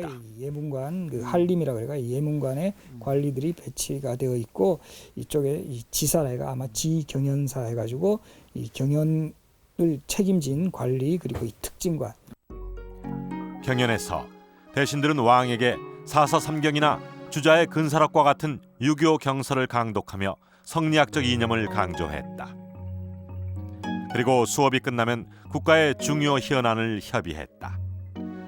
그래서 이제 원래는 그 학문을 토론하는 그런 성격을 띠고 있었지만 실제적으로는 그 학문을 내용을 가지고 결국 그 정치 현안에 대한 이야기라든가 또 앞으로 이렇게 국정에서 중요하게 해야 할 일, 또 왕으로서의 처신 등 상당히 이제 민감한 정치 사안까지도 이 논의되는 자리이기 때문에 상당히 중요했습니다. 그래서 이제 필요한 경우에는 그 아침에 하는 그 조강, 그리고 이제 낮에 하는 주강, 그리고 이 저녁에 하는 석강 뿐만이 아니라 밤에도 이렇게 그 경영관을 불러 이렇게 토론하는 야대까지 열기도 했습니다. 조광조는 중종에게 특히 경연을 강조했다. 그는 경연을 통해 계속 왕을 압박해갔다. 왕 역시 교육을 받지 않으면 제대로 왕 역할을 할 수 없다는 것이 당시 사대부의 기본적인 생각이었습니다. 그런데 이제 조광조가 좀 더 여기에 관심을 갖게 된 이유는 역사적인 배경이 있습니다. 사실은 연산군이라는 폭군을 경험하게 됐고 또 사실 이 중종은 왕이 되기 위한 훈련을 받지 못한 사람이었습니다. 나이 많아서 왕이 되었기 때문에 교육에 대한 필요성은 더욱 강력했죠. 그러나 중종은 서서히 지쳐가고 있었다. 연려실 기술에는 당시 중종이 경연을 어떻게 생각했는지 기록돼 있다. 왕은 쉴 새 없이 자신을 몰아붙이는 조광조에게 점점 불만이 쌓여가고 있었다.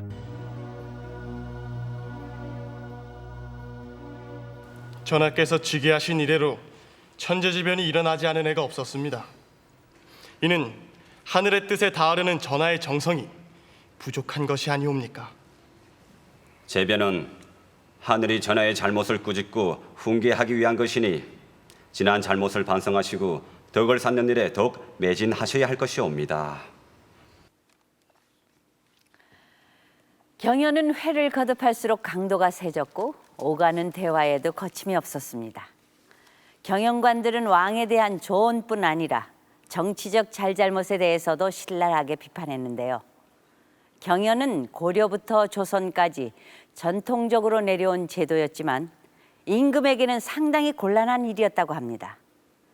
태종은 경연이 왕권을 제도적으로 속박한다는 이유로 등한시했고 세조와 연산군은 이를 폐지하기까지 했습니다.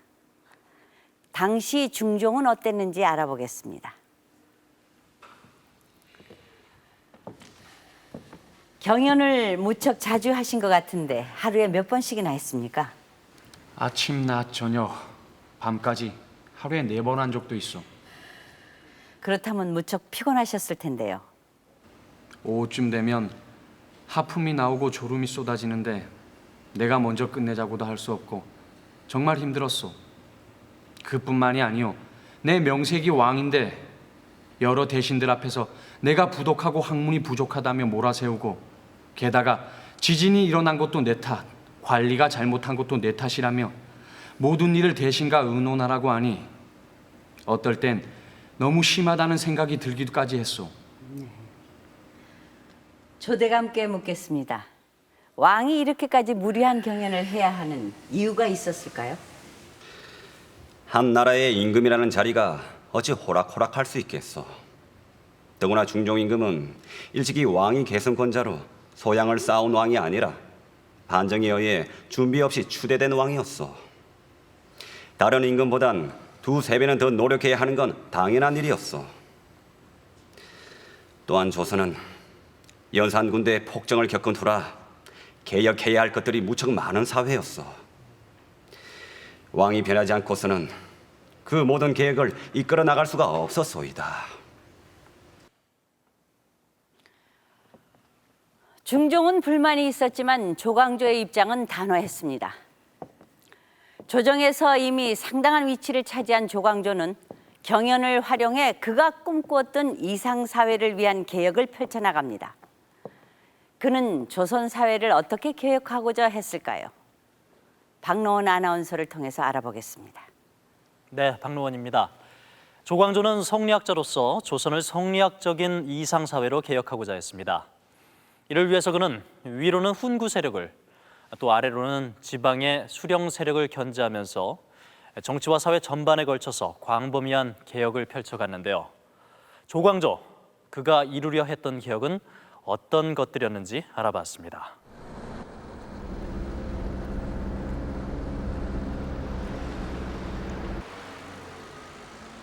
서울시 종로구에 위치한 소격동. 소격동이라는 이름은 조선시대 이곳에 소격서가 자리한 데서 유래했습니다.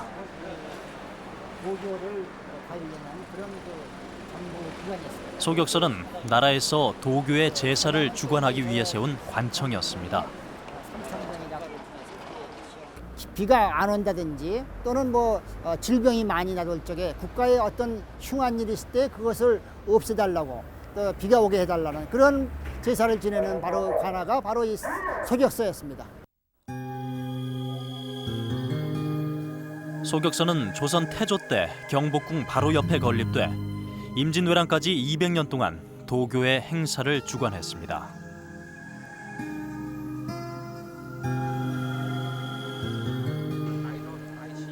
도교는 중국의 대표적인 민족 종교입니다. 황제와 노자를 교주로 삼는 토착 종교인 도교는 불로장생술과 연단술 등을 통해 현세의 영생과 복을 기원합니다. 중국의 도교는 고구려 시대에 우리나라에 전래됐는데요. 우리의 민간 신앙과 결합해 조선 초기까지 내려오고 있었습니다. 조선에서도 도교의 제사를 지내기 위해 몇 개의 전각을 지었는데요. 현재 삼청공원에 그중 하나인 삼청각이 있었습니다. 여기에 그 제사를 지낼 때 제일 윗단에는 우리가 옥황상제를 모시고 두 번째 단에는 그 도교를 이제 이렇게 일으키신 노자를 모시고 세 번째 단에는 염라대왕을 모시고 제사를 지냈다고 하는 그런 기록이 있습니다. 그러고 볼 적에 삼청정이라는 것은 세 신을 모셨던 그런 사당이라고 말씀드릴 수 있겠죠. 그러나 성리학자인 조광조에게 도교는 용납할 수 없는 것이었습니다. 조광조는 왕에게 상소를 올려 소격서를 폐지할 것을 건의합니다. 소격서를 설치한 것은 도교를 펴서 백성에게 미신을 가르치는 것과 같사옵니다. 전하, 이제라도 소격서를 폐지해야 하옵니다. 소격서는 국초부터 이어온 것이오. 어찌 그걸 내가 폐지할 수 있겠소? 소격서의 유래가 오래되었다고는 하나 도교의 말은 믿을 수 없고 허황되옵니다.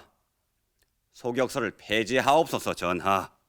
조광조의 입장에서는 이게 그가 추구하는 어떤 이상 정치의 어떤 단초가 여기서부터 시작된다고 판단한 것 같습니다. 그래서 중종한테 오도를 따를 것이냐 아니면 이단을 따를 것이냐의 어떤 그 선택을 요구했던 것이고 이제 그런 선택을 요구받은 이제 중종으로서는 이건 왕실에서 이건 뭐 의례적인 어떤 기능으로 해왔던 것을 이런 식으로 이제 요구하게 되니까 굉장히 어떤 당황스럽기도 했겠고. 그러나 중종은 뜻을 굽히지 않았습니다. 전하, 소격서를 폐지하시옵소서. 조광조는 5번, 홍문관에선 7번이나 소격서 철폐 상소를 올렸고 사직서를 제출하면서까지 왕에게 맞섰습니다. 결국 중종은 소격서 철폐를 명합니다. 조광조가 그때도 아주 집요하게 이제 미뤘던 것은 결국은 성리학의 이념이라 놓고 본다면 왜 이단시하는 소격서를 못 없애느냐, 이것이 중종한테 끝까지 들여민 하여튼 주장이겠는데, 이런 과정에서 중종이 결국은 조광조한테 이제 졌다고도 볼 수가 있겠죠. 조광조의 의견을 따르지 않을 수밖에 없었다는 것이 중종한테는 큰 상처로 남은 거예요. 조광조가 왕의 반대에도 불구하고 소격서를 철폐한 것은 성리학을 조선의 통치 이념으로 확립하기 위한 것이었습니다. 김굉필의 제자로 실천을 강조하는 도학을 공부했던 조광조는 학문을 향촌 사회의 실천으로 옮기기를 원했습니다.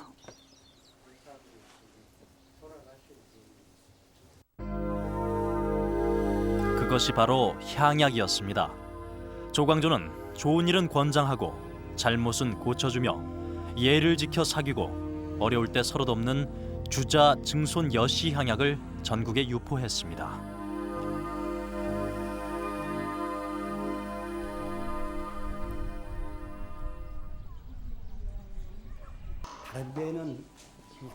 전남 영암군 구림마을은 조선시대에 조직된 향약인 대동계가 500년 가까이 맥을 이어오고 있습니다. 어떤 공부를 하셨던 거죠? 옛날에는 사서삼경 놓고 공부하시고 요새 향초례는 하지 않고 마을에는 향약청이 있어 주민 자치의 거점이 되고 있습니다. 어떤 식으로 주민들을 이제 다스렸는지 그 좀 구체적인 예를 좀 말씀해 주셨으면 좋겠어요. 그러죠. 개의 궁극적인 목적이 화민성속인데 잘한 사람은 상도 주고 못한 사람은 벌을 주는데 벌 주는 방법이요. 경중에 따라서 테러를 가하기도 하고 또 심하면 손도를 시켜. 그냥 그 집이 드나들들 안에 손도를 붙인다고 그래요. 그런 거 하면은 아주 죄가 많은 사람은 출동을 시켜버렸어요. 여기는 매 맞은 곳이에요. 매 맞은 곳. 이렇게 하고 있으면은 여기다가 볼기를 쳐요. 형틀이네요. 형틀이라면 다름없지. 마을은 향촌 자체의 법과 규율에 의해서 다스려졌습니다. 마을엔 동헌이라는 법률이 있어서 마을의 질서를 지키는 기준이 됐는데요.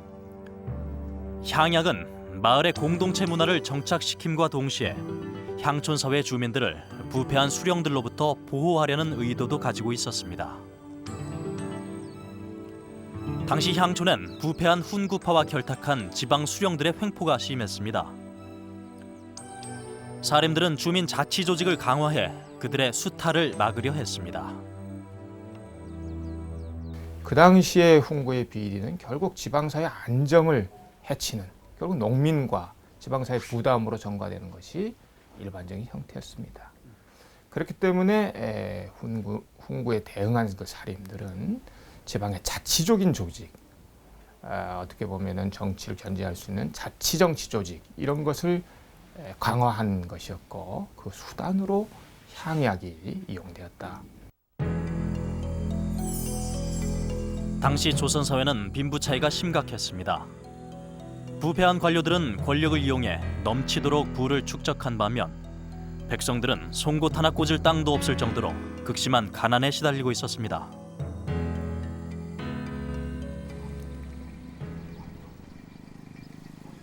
이를 위해 조광조는 토지 제도를 개혁할 것을 요구합니다.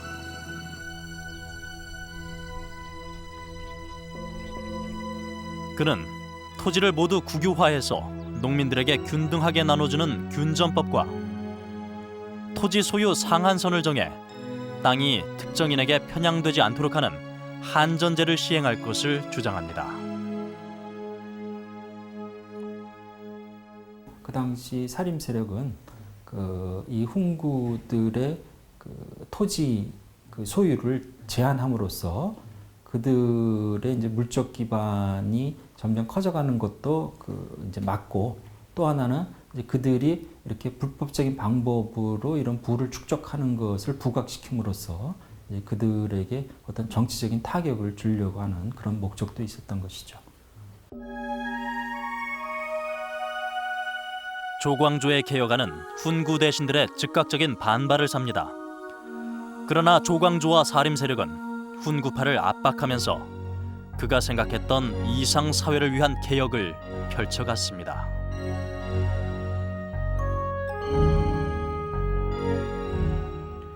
사상가이자 실천가이기도 했던 조광조는 주민들이 서로 돕고 나누는 공동체 문화를 정착시키고 토지 제도를 개혁해서 백성들이 두루두루 잘 사는 사회를 만들려 했습니다. 그것이 바로 그가 꿈꾸던 성리학적 이상사회였습니다. 지금까지 박노원이었습니다. 조광조의 개혁은 백성들이 골고루 잘 사는 사회를 만드는 것이었는데요. 이것을 이루기 위해서는 훈구파의 기득권을 해체하는 것이 불가피했습니다. 이에 대해 훈구파들은 강하게 반발했습니다. 갈등은 곧 사림과 훈구의 대립구도로 번져갔는데요. 조광조는 이에 굴하지 않고 개혁을 추진해 나갑니다. 그리고 1519년 마침내 훈구파에게 결정적인 타격을 주는 개혁안을 내놓습니다. 이것은 중종반정에 참여한 대가로서 당시 전국 공신에 임명된 사람들의 명단입니다. 모두 117명이었는데요. 당시 이들은 중종을 왕위에 세운 공로를 내세워 호의호식하며 권세를 누렸습니다. 조광조는 이들 중 상당수가 공을 세우지 않고도 공신에 추대됐다며 문제를 제기합니다. 그리고 이들 중 부당하게 공신이 된 자들을 숙청할 것을 요구합니다.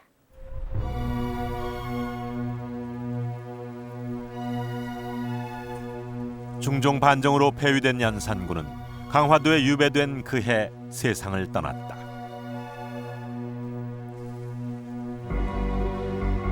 당시 연산군을 폐위시키고 중종 반정을 성공시킨 공으로 전국 공신에 책봉된 사람은 117명에 이르렀다. 전국 공신은 곧 엄청난 부와 권력을 의미하는 것이었다. 우선 공신이 되게 되면 공신의 어떤 작호, 1등 공신, 2등 공신 어떤 이런 작호는 물론이고 토지와 노비와 또 음직, 자손에 대한 어떤 그 과거에 진출할 수 있는 음직, 그리고 또 심지어는 어떤 범죄를 저질렀을 경우에 이제 죄가 감해지는 이런 특권까지도 이제 가졌던 그런 게 이제 공신이었습니다. 1등 공신에게는 자신은 물론 자식에게도 벼슬을 3단계나 높여주었다. 또한 병사와 노비, 땅과 귀금속 등의 하사품이 내려졌다.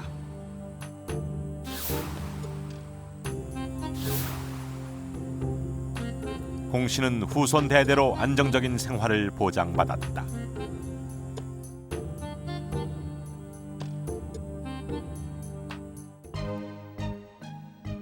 반정에 가담해 공신이 된 이들은 호화로운 생활을 하며 부와 권력을 누렸다. 반정 3공신 중 한 명인 박원종은 큰 연못과 정자가 있는 집에서 매일 수많은 기생을 불러 음주가무를 즐길 정도로 사치를 했다고 한다.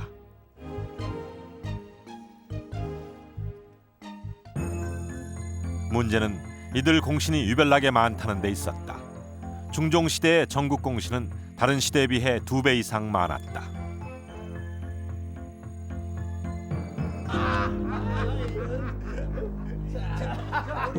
이들 중에 부당하게 공신에 책봉된 자들이 많았던 것이다.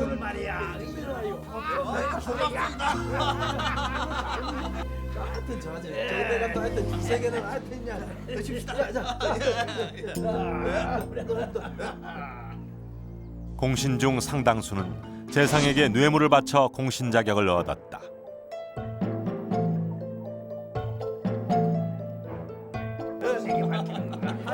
공신 30여 명은 전국 공신의 자식이나 형제, 사촌, 사돈 등 친족 집단이었다. 그래요. 거기 한번 가봅시다. 심지어 폐위된 연산군이 총애하던 관리도 있었다.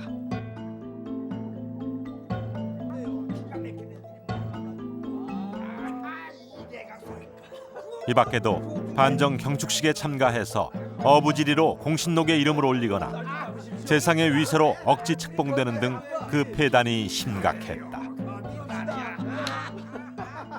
그 반정의 그 공로를 포성하는 과정 속에서 훈구들은 자신들의 이해를 아주 적극적으로 반영하려고 했고 또 그것을 갖다 이용하려고 했던 것이죠. 그래서 자신들의 뭐 친인척들, 소위 말해서 뭐 사돈의 팔촌까지 그 공신에 넣어갖고 자신들의 기득권을 갖다 계속 유지하려고 했던 것입니다.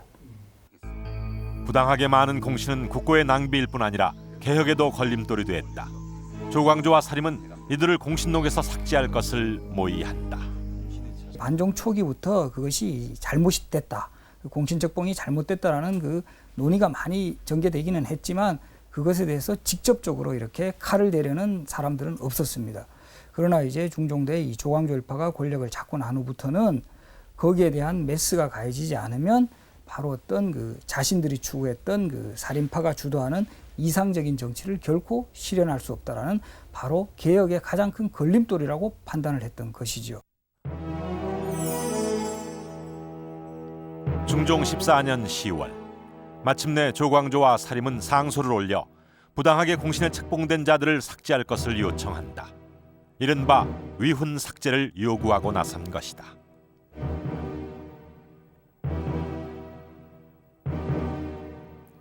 중종은 난처한 입장에 처했다. 그 자신이 반정의 혜택으로 왕위에 오른 임금이었기 때문이다.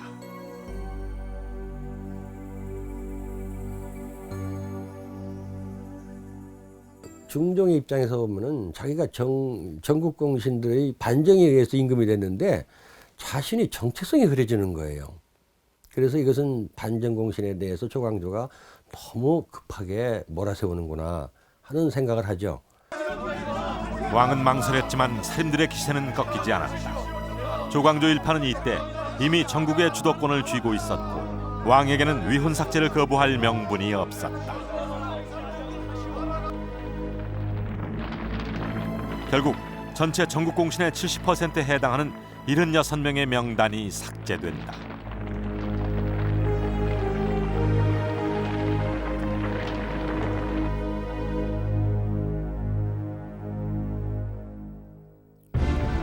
위훈 삭제는 살림의 승리였다. 훈구파들의 기세를 한순간에 무너뜨린 위훈 삭제 이후 조광조는 명실상부하게 조정에서 가장 영향력 있는 인물이 됐다. 왕마저도 함부로 넘볼 수 없는 입지를 굳히게 된 것이다.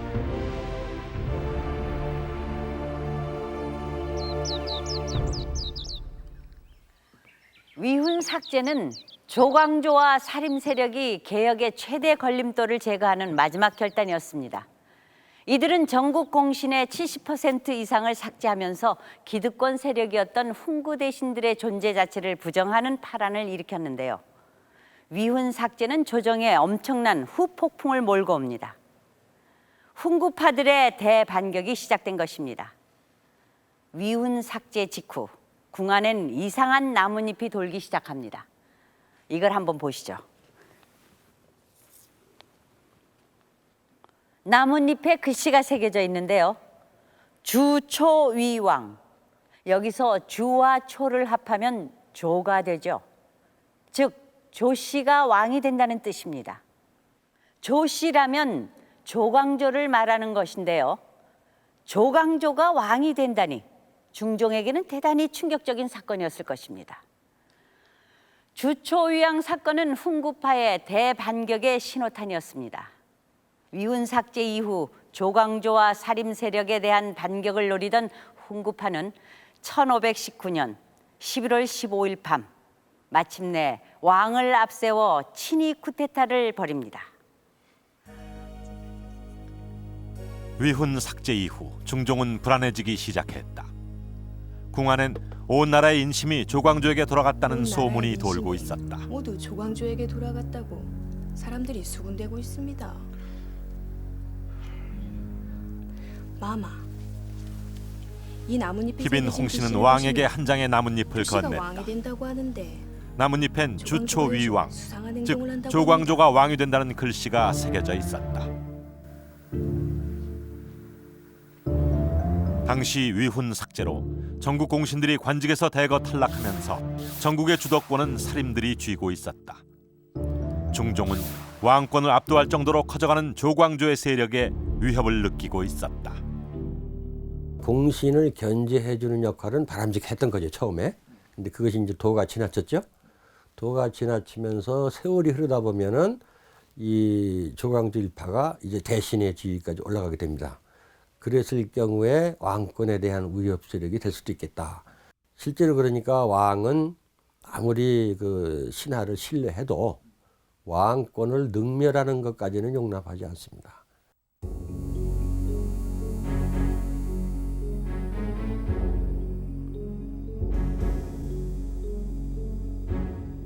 결국 중종은 훈구 대신들에게 한 장의 밀서를 내린다.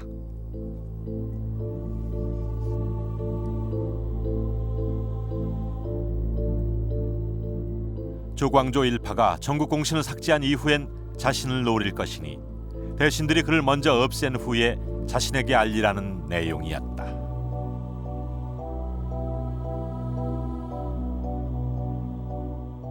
어떠한 임금도 왕도 한 신료를 처단하는데 한밤중에 또 그것도 정상적인 어떤 그 처결 과정을 통하지 않고 또 그 정상적인 어떤 그 정치 운영 과정이 있지 않은 인물들을 동원해 가지고 이거 처단하는 것은 거의 유례를 찾아볼 수가 없죠. 그것은 왕의 쿠데타였다. 경복궁의 북문인 신무문.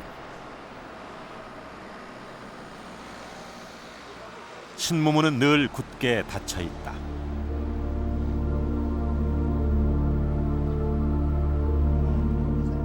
그러나 1519년 11월 15일 이 문이 열리면서 사건은 시작됐다.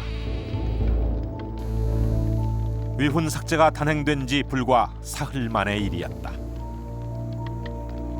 그날 밤 홍경주와 남곤, 심정은 훈구파 대신들을 궁 안에 불러들인 채 어명을 발표했다.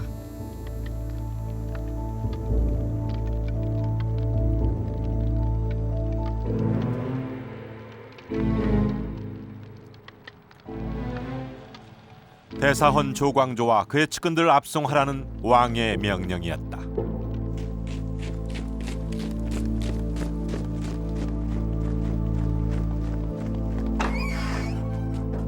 다음 날 새벽 조광조의 집엔 의금부 병사들이 들이닥쳤다.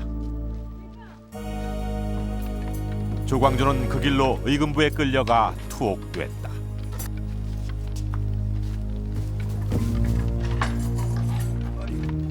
더 이상 이 조광조 일파였던 세력이 커지는 것을 방치해뒀을 때는 바로 이제 그 왕을 어떻게 보면 능가하는 어떤 신권의 어떤 구심점으로서의 조광조가 성장하고 또 그 세력이 계속 권력을 잡아갔을 때는 이 왕의 나라인 이 조선에서 지나친 어떤 그 위험 세력이다 이런 판단을 했기 때문에 이 조광조 일파의 체포를 아주 그 전격적이고 이 기습적으로 이 단행을 했던 것입니다. 그들의 죄명은 붕당죄였다. 조광조와 그 일파가 권력 있는 자리를 차지하고 사사롭게 행동했다는 것이다.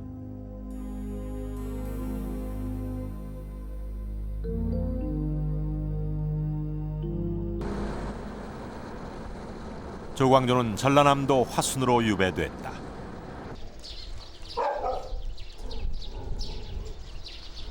화순엔 당시 조광조가 머물렀던 집이 남아있다. 네, 그렇습니다. 여기가 금주에서도 그는 유배 생활 중에도 늘 왕의 부름을 기다렸다고 한다. 입구에 있는 곳인데 여기에서 이제 정한 선생님이 약 한 달 동안 정한 선생은 그때 유배하면서 날마다 북쪽으로 나 있는 방문도 열어놓고 항상 그 한양에 있는 중종을 향해서 되게 큰 절을 올리고 또한 그 사림문도 열어놓고 누군가를 이렇게 기다렸다고 하는데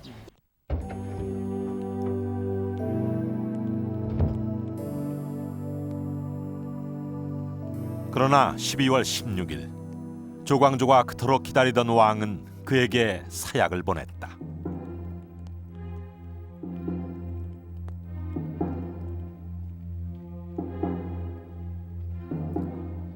개혁가 조광조.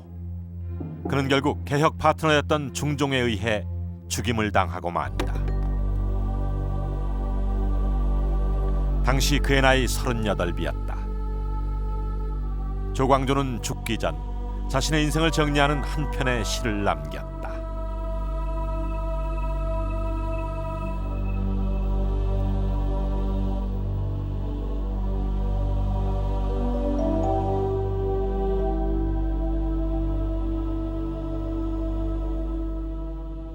명분은 장악하고 있습니다. 조광조가 분명히. 그것이 국민들의 지지도 받았어요. 백성의 지지를. 그런데 그 명분만 가지고 개혁이 성공하는 게 아니죠. 개혁을 뒷받침해주는 실질적인 권력이 있어야 됩니다. 근데 이제 조광조 일파는 언관을 주로 장악했지, 그 무슨 대신 지위에 못 갔거든요. 권력을 못 장악했어요. 또 조선 후기 우리 붕당 정치 시대에 볼 수 있는 군권 장악도 안 돼 있다 이거죠. 군대를 장악해야 그 권력을 또 뒷받침해 줍니다. 유사시에. 그런 것이 없어요. 또 하나는 이 조직을 운영해 가려면은 경비도 필요합니다. 이것은 정치 현실이에요. 근데 조광조 일파들은 전혀 그게 없어요. 그러니까 순전히 명분 하나만 가지고 이 구세력과 대항했단 말이죠. 그러니까 그걸 뒷받침해주는 리얼 파워가 없습니다. 이것이 결정적으로 험이에요. 조광조는 시종일관 주장한 것은 결국 성리학의 조선왕조 지배의 중심적인 이념으로 자리 잡아야 된다는 주장을 한 번도 어긴 적이 없고, 또 그런 기준에 어긋나는 행동을 본인도 하지 않았거든요. 그런 점에서 본다면 조광조가 실각한 직후부터 조광조 복권운동이 일어나요. 그때부터 불과 얼마 후에 이제 성리학이라는 것은 조선왕조에서 다시는 누구도 도전할 수 없는 그런 이념으로 자리 잡았으니까, 그런 점에서 본다면 조광조는 성공했다고도 할 수가 있겠죠.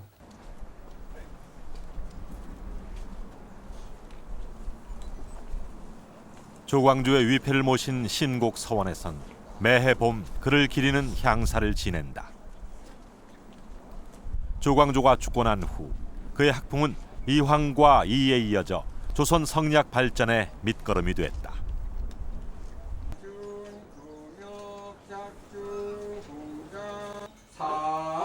그의 정치 인생은 단 4년 동안이었지만 그가 남긴 개혁의 정신은 지금도 살아있다.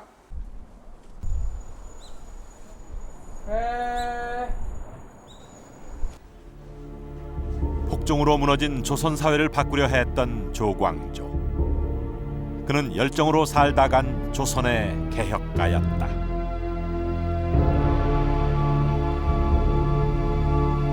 조광조가 사사되고 난 후 조선의 개혁은 후퇴합니다. 위훈 삭제는 취소됐고 소격선은 부활했으며 현량과 또한 폐지됐습니다. 그러나 그의 개혁 정신만은 높게 평가돼 이후 사림이 정치 세력의 중심이 되는 데 지대한 영향을 끼쳤고, 선조대에 이르러서는 후배 사림들에 의해 영의정으로 추대됐습니다. 후대 사람들은 그에 대해 깊은 존경을 표하면서도 실패에 대한 날카로운 분석을 내놨습니다. 이황은 그에 대해 뜻은 높았으나 정세 전반을 파악하지 않고 무리하게 계획을 추진한 점과 개혁의 소용돌이 속에서 정치적 타협을 이루지 못한 점을 실패의 원인으로 지적했습니다. 이인은 조광조가 현철한 자질과 뛰어난 재능을 가졌음에도 학문이 무르익기 전에 정치 일선에 나가 좌초한 사실을 안타까워했습니다. 조광조는 후대의 평가처럼 이상주의와 급진성, 개혁 지지 기반의 상실로 인해 개혁의 완성에는 이르지 못했습니다. 모든 백성이 고르게 잘 사는 사회, 성리학적 이념이 충만한 이상사회를 꿈꿨던 개혁가 조광조. 그의 개혁은 당대엔 실패했지만 개혁 정신만은 남아 앞으로도 계속될 것입니다.